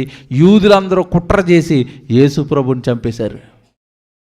అలా మీరు చదువుకుంటూ వస్తే 7వ వచనం చూడండి. కట్టడను నేను ఎరుగుదును, యెహోవా నాకు ఇలాగ సెలవిచ్చుచున్నాడు, నీవు నా కుమారుడవు. దావీదు అంటున్నాడు, నీవు నా కుమారుడవు, నేడు నిన్ను కని ఉన్నాను. ఎవరికన్నారు? యేసుప్రభుని. దేవుడు నీవు నా కుమారుడవు. చూడండి ఎంత బాగుంది అక్కడ. నీవు నా కుమారుడవు, నేడు నేను నిన్ను కన్నాను. కంఠం అంటే మరి దేవుడికి భార్య లేదు కదండి. కంఠం అంటే ఏమంటే భార్య ఉంటేనే కంఠం కదండి. కనటం అంటే ఏర్పరచటం అని అర్థం. కనటం అనగానే ఏర్పరచటం. పరలోకంలో ఉన్న కన్న తండ్రి ఆయన ఆత్మగా ఉండి ఆత్మలో నుంచి ఒక భాగాన్ని విడగొట్టాడు. ఆ విడగొట్టబడిన భాగమే, ఆయన ఆత్మలో నుంచి పుట్టిన మరొక భాగమే యేసుక్రీస్తుల వారు కన్నాడు. పరలోకంలో జరిగింది యేసుక్రీస్తుల వారి జన్మ. ఆ పరలోకంలో ఆత్మగా ఉన్నాడు. అందుకే మీరు నోవ జలప్రళయం జరుగుతుంది కదా. నోవ గారు జలప్రళయం జరుగుతున్నప్పుడు నోవ గారు ఏం కడుతున్నారు? వాడ కడుతున్నారు కదా. వాడ కడుతూ కూడా ఆయన ఏం చేశాడు? సువార్త ప్రకటించాడు. ఆ సువార్త ప్రకటిస్తున్నప్పుడు అప్పటికి యేసుప్రభు శరీరాన్ని ధరించుకుని భూమి మీదకి రాలేదు, కానీ ఆత్మగా పరలోకంలో తండ్రి దగ్గర ఉన్నాడు. అప్పుడు నోవ గారి కాలంలో యేసుప్రభు కూడా నోవ గారి దగ్గరికి వెళ్ళి నోవ గారితో పాటు సువార్త ప్రకటించాడని కొత్త నిబంధనలో ఉంటుంది. 1 పేతురు 3వ అధ్యాయం చదువుకోండి. పూర్వకాలంలో నోవహు వాడ సిద్ధపరచుచుండగా అవిధేయులైన వారి యొద్దకు ఆయన ఆత్మస్వరూపిగా వెళ్ళి వారికి సువార్త ప్రకటించెను. 3:19 ఉంటుంది, నాకు తెలుసు. రాసుకుని తర్వాత చదువుకోండి. ఎవిడెన్స్లు ఇస్తున్నాను మీకు, ఆధారాలు. యేసుప్రభు గురించి ఇంత డెప్త్గా మనం నేర్చుకుని ఉండాలి. బైబిల్ కళాశాల అండి మాది. ప్రిన్సిపాల్గా నేను పనిచేస్తూ ఉచితంగా మన క్రైస్తవ సోదరులందరికీ బైబిల్ను నేర్పిస్తున్నాను. మీరు బైబిల్ నేర్చుకోండి బాగా. మన యేసుప్రభు గురించి మనకు బాగా తెలియాలి. మన యేసుప్రభు గురించి మనం బాగా చెప్పాలి.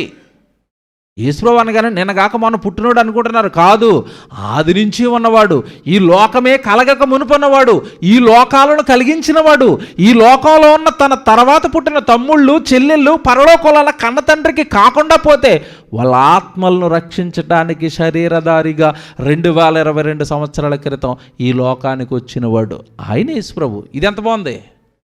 ఇది ఎలాగుంది? ఇలా చెప్తుంటే యేసుప్రభు గురించి ఎలాగుంది?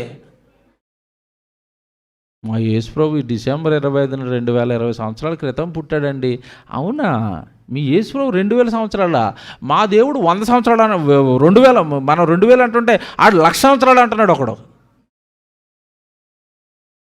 ఆది ప్రభు ఎప్పుడు పుట్టాడు తెలుసా? ఆదిలో నుంచే ఉన్నాడు.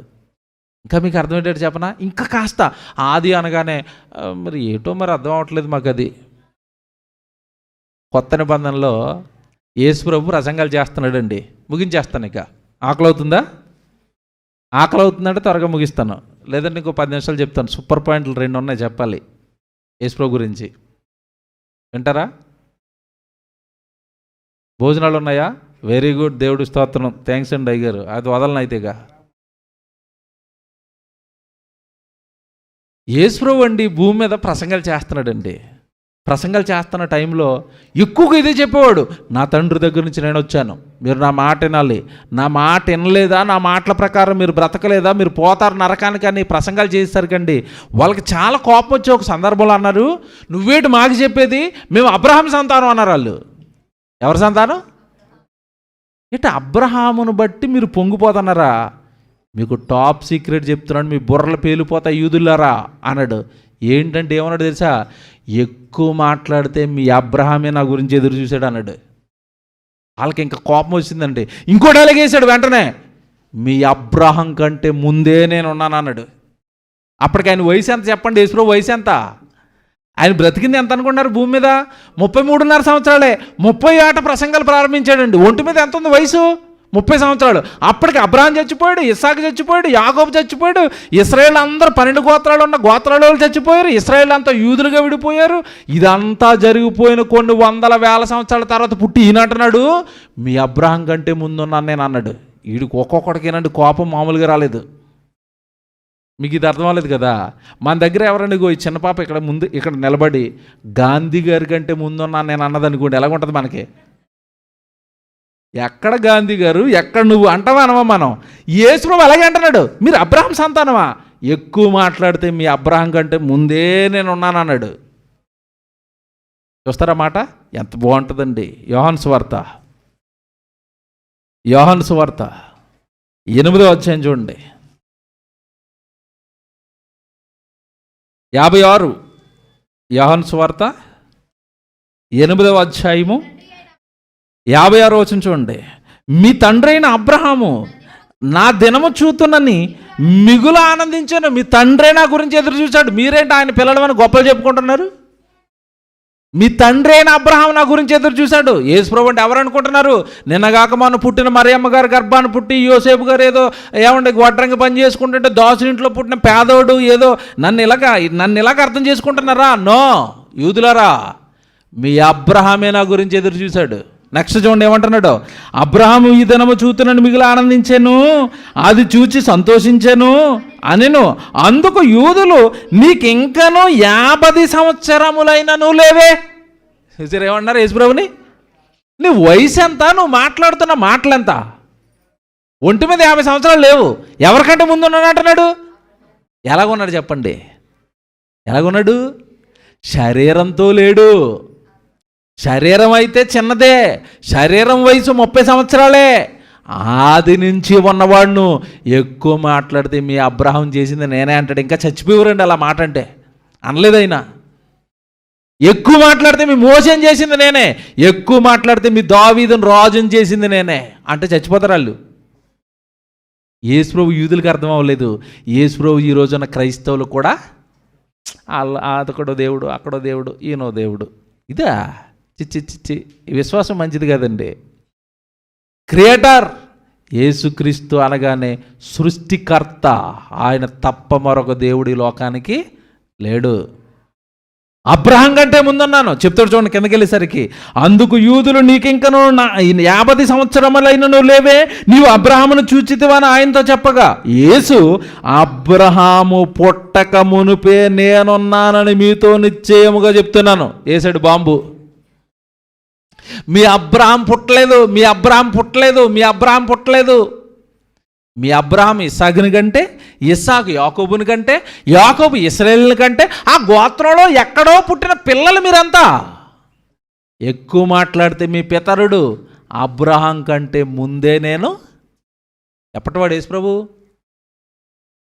నిన్నగాక మన 2000 సంవత్సరాల క్రితం ఇజ్రాయేల్ బెత్లెహేములో పుట్టినోడా? నో, శరీరాన్ని ధరించుకున్నవాడు 2022 సంవత్సరాల క్రితం ఈ లోకానికి వచ్చినవాడు. క్రైస్తవుడు ఏం చెప్పాలి? వచ్చినవాడు. ఎప్పటివాడు? అబ్రహాం కంటే ముందున్నాడు. ఎప్పటివాడు? నోవహు కంటే ముందున్నాడు. ఎప్పటివాడు? ఆది నుండి ఉన్నవాడు. అదంటే ఏంటండి మాకు అర్థం అవటం లేదు. అది కూడా చెప్పాలిగా. ఇది చెప్పి ముగించేస్తానండి. ఇక సామెతల గ్రంథం 8వ అధ్యాయం. సామెతల గ్రంథం 8వ అధ్యాయం.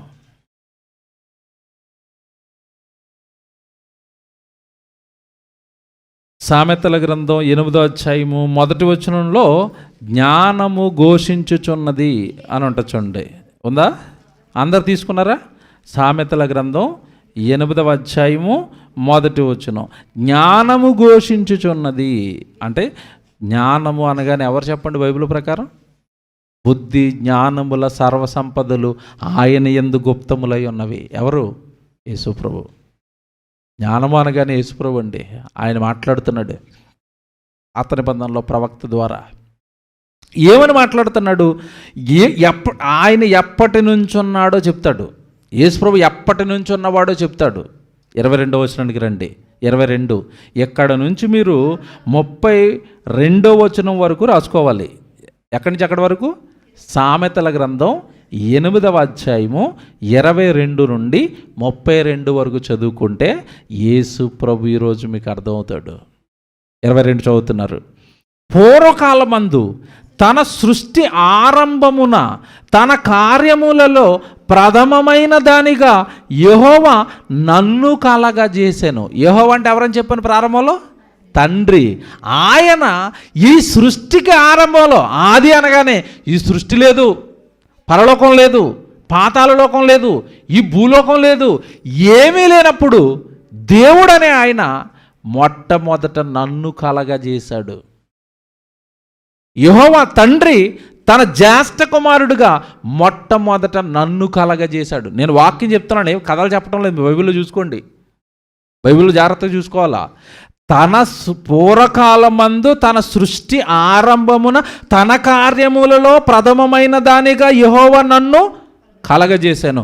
అనాది కాలము మొదలుకొని మొదటి నుండి భూమి ఉత్పత్తి అయిన కాలమునకు పూర్వము నేను నియమింపబడి తిని. నేను ఎప్పటి నుంచి ఉన్నానంటే భూమి లేనప్పటికి ముందు నుంచే ఉన్నాను.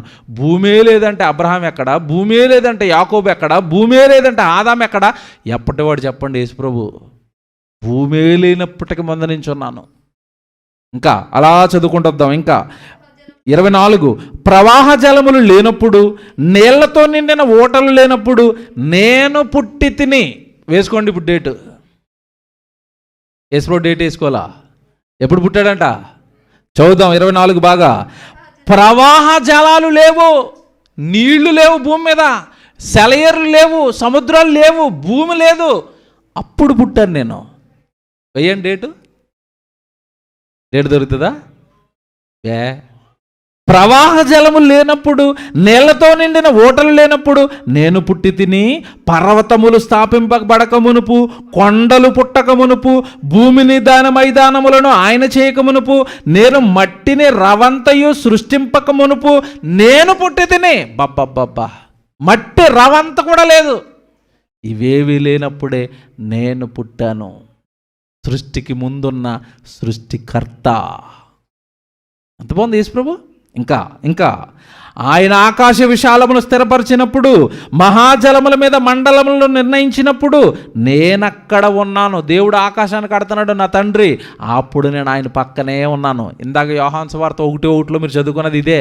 ఆది యందు వాక్యం ఉండెను, వాక్యము దేవుని వద్ద ఉండెను, వాక్యము దేవుడై ఉండెను. తండ్రి పక్కనే ఉన్నాడు సృష్టికి ముందు నుంచి. తండ్రి సృష్టి కడుతుంటే ఆనందపడిపోయాడు, తండ్రి మనుషులను చేస్తుంటే ఆనందపడిపోయాడు. ఆ మనుషులు పాపం చేస్తే, నాన్న నిన్ను విడిచిపెట్టి వీళ్ళు పాపం చేశారు కదా, వీళ్ళని నీ వైపు తిప్పటానికి మళ్ళా వెళతాను అని సృష్టికి ముందు పుట్టిన సృష్టికర్త యొక్క జ్యేష్ఠ కుమారుడైన యేసుక్రీస్తుల వారు నరరూపధారిగా, శరీరధారిగా 2022 సంవత్సరాల క్రితం ఈ లోకానికి మరియమ్మ గారి గర్భం ద్వారా వచ్చాడు. ఇది అసలు క్రిస్మస్. అంత బాగుంది. ఈ క్రిస్మస్ విన్నారా ఎప్పుడన్నా? అబ్బబ్బబ్బబ్బా, ఇలా చెప్తే ఎలా బాగుంటుంది, ఎంత బాగుంటుంది యేసుప్రభు గురించి. ఇంకా చెప్తాను, ముగించేస్తాను. ఇక 28 ఆయన పైన ఆకాశమును స్థిరపరిచినప్పుడు, జలధారలను ఆయన బిగించినప్పుడు, జలములు తన సరిహద్దులు మేరకుండానట్లు ఆయన సముద్రమునకు పొలిమేరలు ఏర్పరిచినప్పుడు, భూమి యొక్క పునాదులు నిర్ణయించినప్పుడు నేను ఆయన యొద్ద. నేనంటే ఎవరిక్కడ?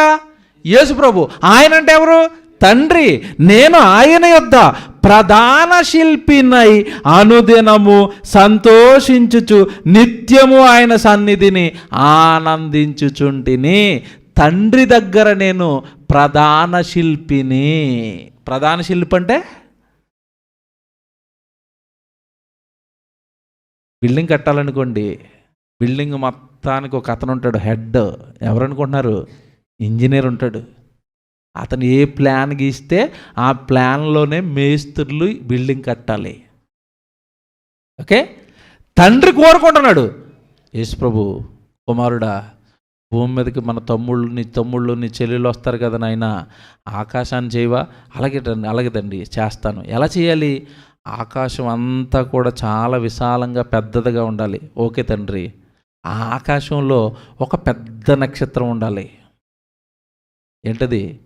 సూర్యుడు. పగలు పెట్టిది. డేలో పిల్లలు పని చేసుకుంటారు కదా, పని చేసుకున్నప్పుడు కాస్త వెచ్చగా వెలుగ్గా ఉండాలి. పగలంతా పని చేసుకున్న తర్వాత రాత్రి ఏమవుతారు? పడుకుంటూ పోతారు కదా. అప్పుడు ఈ లైట్ తీసేసి చిన్న లైట్ పెట్టు. ఏంటి చిన్న లైటు? చందమామ. అందుకే పగటాలేమో మనకి ట్యూబ్ లైటు, రాత్రేమో బెడ్ లైటు. మనిషి కనిపెట్టాడా? ఇది దేవుడు పెట్టాడా ముందే? అది. ఆకాశాన్ని నువ్వు ఇలా కట్టాలి, భూమిని నువ్వు ఇలా చెయ్యాలి. భూమిని అక్కడక్కడ తవ్వేసి సముద్రాలు వేయాలి. ఆ సముద్రంలో నా పిల్లలు తినడానికి చేపలు వేయాలి. కొంతమంది చేపలు తినరు, తాబేళ్ళు తింటారు. తాబేళ్ళు వేయాలి, నత్తలు వేయాలి, రొయ్యలు వేయాలి, పీతలు వేయాలి. పాప నేను దేవుడి దగ్గర ప్రధాన శిల్పిగా మీకోసం ఈ అనంత విశ్వాన్ని కట్టాను. యేసుప్రభు ఎవరిప్పుడు? ప్రధాన శిల్పి. సృష్టి కట్టిన ఆయనే సృష్టిలోకి మనుషులు వచ్చి పాపం చేసిన తర్వాత వాళ్ళ కోసం చచ్చిపోయాడు, రక్తం కార్చడానికి వచ్చాడు. మనుషులందరినీ ఎక్కడ తీసుకెళ్ళిపోతాడో తెలుసండి? మొదటి రాకడలో ప్రాణం పెట్టడానికి వచ్చాడు. రెండవ రాకడలో ఎవరైతే ఆయన బ్రతకమన్నట్టుగా బ్రతికారో వాళ్ళను మాత్రమే తీసుకెళ్తాడు. సోమా అందరు అందరూ మరి గుండె ధైర్యంతో ఉండకండి. చాలామంది ఎలా ఉన్నారంటే బాప్తీసం తీసుకున్నారు, సరిగ్గా గుడికి రారు, ప్రార్థన చేయడం నేర్చుకోరు, పాట పాడడం నేర్చుకోరు, పాత పాపాలు విడిచిపెట్టరు, పాత అబద్ధాలు విడిచిపెట్టరు, పాత దొంగతనాలు విడిచిపెట్టరు, పాత మోసాలు విడిచిపెట్టరు, హృదయాన్ని వాక్యంతో శుద్ధి చేసుకోరు. అలాంటి వాళ్ళకి నో ఎంట్రీ అండి. బైబిల్ కూడా చెప్తున్నాను నేను. మీరు బాధపడినా చెప్పేస్తాను నేను, ఎందుకంటే దేవుడు నన్ను తిడతాడు కదా, నువ్వెందుకు చెప్పలేదని. యేసుక్రీస్తుల వారు రెండవ రాకడలో యేసుతో పాటు మీ నాన్న దగ్గరకు, మీ తండ్రి దగ్గరకు మిమ్మల్ని తీసుకెళ్ళడానికి వస్తున్నాడు. చివరి వచనం అదే, 14వ అధ్యాయం యోహాను సువార్త 2వ వచనం. యోహాను సువార్త 14వ అధ్యాయము 2వ వచనం. యోహాను సువార్త 14వ అధ్యాయం 2వ వచనం. నా తండ్రి ఇంట, ఎక్కడంట? ఎవరు చెప్తున్నారు ఇది? మళ్ళీ యేసు ప్రభువే. ఏమని చెప్తున్నాడు? నా తండ్రి. ఇంతసేపు ప్రసంగం విన్న తర్వాత ఏమంటే ఆయన నాకు తండ్రి అన్నాడు తప్ప మనకు తండ్రి అనలేదు కదండి. అనలేదా? ఇప్పుడు దేవుడు మనకేమవుతాడు? నమ్ముతారా? నమ్మరా? ఇక్కడ చేపెట్టి 20వ అధ్యాయానికి రండి, నమ్మించేస్తాను మిమ్మల్ని. ఎందుకంటే వచనాలు ఉన్నాయి కదా, నాకేం భయము. యోహాను సువార్త 20వ అధ్యాయానికి రండి. పూరి ఈ తర్వాత చదువుదురు కానీ 17వ వచనం చూడండి. 20:17 యోహాను 20:17. యేసుప్రభు చచ్చిపోయి తిరిగి లేచిపోయాడు. సమాధిలోంచి బయటకు వచ్చేసిన తర్వాత మగ్దలేనే మరియ కనపడిన తర్వాత ఆవిడతో ఈయన ఏమని మాట్లాడుతున్నాడు చూడండి. యేసుప్రభు చచ్చిపోయి తిరిగి లేచిన తర్వాత ఏమని మాట్లాడుతున్నాడు? 20:17. యేసు ఆమెతో, నేను ఇంకాను తండ్రి యొద్దకు ఎక్కిపోలేదు గనుక నన్ను ముట్టుకొనవద్దు. అయితే నా సహోదరుల యొద్దకు వెళ్ళి, ఇక్కడ ఆగాలి. నా సహోదరులు అంటే ఎవరో చెప్పాలి? ఎవరు? శిష్యులు. నా శిష్యుల దగ్గరికి వెళ్ళి అంటున్నాడా? నా సహోదరుల దగ్గరికి వెళ్ళి అంటున్నాడా? సహోదరులు అంటే ఏంటి చెప్పండి, అర్థం ఏంటి? తమ్ముళ్ళు, నా చెల్లెళ్ళు. నా తమ్ముళ్ళు, నా చెల్లెళ్ళు దగ్గరికి వెళ్ళి, ఇప్పుడు చూడాలి అక్కడ, నా తండ్రియు. అబ్బా, మీకేమవుతాడు? నాకేమవుతాడు? మీరు నాకేమవుతారు? నాకు కాదు, యేసుప్రభుకి ఏమవుతారు? సహోదరులు. ఆయన మనకేమవుతాడు? అన్న. ఇలాగ మీకు ఎవరు చెప్పుండరండి ఎప్పుడు. యేసు ప్రభు మనకంటే, మన పరలోకంలో ఉన్న కన్న తండ్రికి మొదట పుట్టిన జ్యేష్ఠ కుమారుడు మన అన్న. ఇక్కడ అంటున్నాడు, నా సహోదరుల దగ్గరికి వెళ్ళండి, నా తండ్రి మీ తండ్రి, నా దేవుడు మీ దేవుడు. అలాగే ఉంది బైబిల్లో. నేను కొత్త బైబిల్ రాసానా? ఏమంటే నేను రాసుకుని రాలేదండి. ఆ వాక్యం మీ వచనంలో మీ బైబిల్లో ఉందా లేదా? ఉంది. నా తండ్రి మీ తండ్రి, నా దేవుడు మీ దేవుడు. ఆయన దగ్గరికి వెళ్తున్నాను నేను.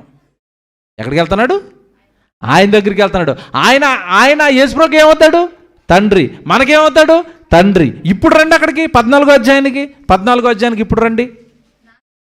నా తండ్రి ఇంట అనేక నివాసములు కలవు. ఎందుకంటే వెళ్ళిపోయాడు కదా, చూశాడు. నా తండ్రి దగ్గర పరలోకంలో చాలా ఇల్లున్నాయి. నా తండ్రి ఇంట అనేక నివాసములు కలవు, లేని ఎడల నేను మీతో చెప్పుదును, మీకు స్థలము సిద్ధపరచ వెళుతున్నాను. ఎక్కడ స్థలం సిద్ధం చేస్తున్నాడు యేసుప్రభు మనకి? మనం ఎక్కడ స్థలాలు అడుగుతున్నాం యేసుప్రభుని? మనుకొండలో 4 సెంట్లు ఇచ్చే ప్రభువా, ఇచ్చి పరలోకంలో ఇస్తాను ఆయన. వద్దు అక్కడికి నేను రాను, ఇదే బాగుంది నాకు. ఇక్కడ సూపర్ మార్కెట్లు, ఇక్కడ జబర్దస్త్ ఆర్టిస్టులు, ఎక్కడ మనుకొండ అంతా అల్లే కదా. ఏమంటే ఇక్కడ బంగారం, ఇక్కడ వెండి, ఇక్కడ కార్లు, ఇక్కడ మా అమ్మ ఉంది, ఇక్కడ మా నాన్న ఉన్నాడు, ఇక్కడ మా ఎమ్మెల్యే గారు ఉన్నారు. మేము అక్కడికి రాము. ఎక్కడికి రావా? అయితే ఉండిపో అన్నాడు అనుకోండి, ఉండిపోతామా? చచ్చిపోయి పాతాళానికి వెళ్ళిపోతాం. వెళితే యేసుప్రభు పిలుపు అందుకుని ఆయన దగ్గరికి పరలోకానికి వెళ్ళిపోవాలి. మేము రాము అన్నాడు అనుకోండి, విడిచిపెట్టేస్తే ఎక్కడికి వెళ్ళిపోతాం? పాతాళానికి పోతాం. వస్తావా? ఎక్కడికి? డాడీ ఇంటికి వస్తారా? మీకు ఇంకో సంగతి చెప్పనా? అసలు మన బయలుదేరి వచ్చింది అక్కడి నుంచే. నరులారా తిరిగి రండి. విన్నారా ఎప్పుడైనా? ఏమన్నాడు? నరులారా రండి అన్నాడా? తిరిగి రండి అన్నాడా? తిరిగి రండి అంటే అర్థం ఏంటి? ఎక్కడి నుంచే వెళ్ళారు అక్కడికి. పిల్లోడు స్కూల్కి వెళ్తున్నాడు, అమ్మేమంటది? క్షేమంగా వెళ్ళి లాభంగా తిరిగి. ఎందుకు? ఇంటి నుంచి స్కూల్కి వెళ్ళిన కుర్రోడు ఇంటికి రావాలి, ఉద్యోగానికి వెళ్ళిన భర్త ఇంటికి రావాలి. పరలోకం నుండి వచ్చిన మనిషి తిరిగి మళ్ళీ ఎక్కడికి వెళ్ళాలి? పరలోకానికి వెళ్ళాలి. ఆ మార్గం మరిచిపోతే ఆ మార్గం చెప్పడానికి వచ్చిన వాళ్ళే యేసుప్రభు. ఇంతకాలం వచ్చిన మీకు అర్థమవుతుంది, ఇప్పుడు అర్థమవుతుంది. నేనే మార్గం. అంటే ఎక్కడికి మార్గం? పరలోకానికి మార్గం. నా తండ్రి ఇంట అనేక నివాసములు కలవు, మీకు స్థలము సిద్ధపరచి వెళ్ళుచున్నాను. నేను వెళ్ళి మీకు స్థలము సిద్ధపరిచిన ఎడల నేనుండు స్థలములో మీరును ఉండులాగున మరలా వచ్చి, మరలా రావడం అంటే ఏ రాకడ? రెండో రాకడ. మరలా వచ్చి నా యొద్ద ఉండుటకు మిమ్మును తీసుకొని పోదును. రెండో రాకడలు ఎందుకు వస్తున్నాడు? ఇప్పుడు ఎందుకు వస్తున్నాడు? మొదటి రాకడలు ఎందుకు వచ్చాడు? మనకు నాన్న ఉన్నాడని చెప్పి, మీరు పాపం చేయకుండా బ్రతకండి అని చెప్పి, పరిశుద్ధులుగా ఉండాలని చెప్పి, మన పాపాలు పోగొట్టడానికి, ప్రాణం పెట్టడానికి మొదటి రాకడలో వచ్చాడు. ఈ పరిశుద్ధతను ఎవరైతే కాపాడుకుని ప్రభు కోసం ఇదిగో సేవ చేస్తూ, చక్కగా సన్నిధికి వస్తూ, దేవుడని ప్రార్థన చేసుకుంటూ, వాక్యం నేర్చుకుంటూ, సువార్త ప్రకటిస్తూ, నలుగురిని సంఘంలోకి నడిపిస్తూ, సేవకు సహకారులుగా ఉంటూ, ఎవరైతే దేవుడు దేవుడు దేవుడు దేవుడు అని బ్రతుకుతున్నారో వాళ్ళని రెండవ రాకడలో వచ్చి, అబ్బా నా కోసం బ్రతికావు కదా, నా కోసం చేసావు కదా, నా కోసం కార్యక్రమాలు పెట్టావు కదా, నా సువార్త చెప్పావు కదా, నా సువార్త చెప్పించావు కదా, నా కొరకు బ్రతుకుతున్న దైవజనుడికి సహకారం చేసావు కదా, నిన్ను నా కార్యక్రమాలలో ఉన్నందుకు పరలోకానికి నేను తీసుకుని వెళ్ళిపోతాను. పని చేస్తేనే జీతం, సువార్త చేస్తేనే పరలోకం. క్రైస్తవుడిగా మారినంత మాత్రాన పరలోకం దేవుడు ఎవ్వడు. బైబిల్ ఇది. అన్నీ చెప్పలేం కదా ఒక రోజులో. ఇంటిస్తున్నాను మీకు, మళ్ళా దేవుడు తీసుకొస్తే అవన్నీ చెప్తాను. పరలోకం మీకు కావాలి అంటే దేవుడి పని చేయండి. ఇప్పుడు చెప్పండి, యేసుప్రభు పుట్టినోడా ఈ లోకానికి? వచ్చినోడా? వచ్చినాడు కదా. వచ్చాడని చెప్తే ఎంత బాగుంటుంది. వచ్చాడని చెప్పారనుకోండి, ఎక్కడి నుంచి వచ్చాడు అంటాడు? పరలోకం నుంచి వచ్చాడు. ఎప్పుడోడు అంటాడు? సృష్టికి ముందు నుంచి ఉన్నవాడు. సృష్టి ఎక్కడది అంటాడు? మా యేసుప్రభు గడిటాడు రా. నోరు మూసుకుని మా యేసుప్రభు నమ్ముకో. ఎంత బాగుంది, ఎంత బాగుంది. కనుక క్రైస్తవుడు బైబిలు ఇంత బాగా నేర్చుకోవాలి. ఓకే.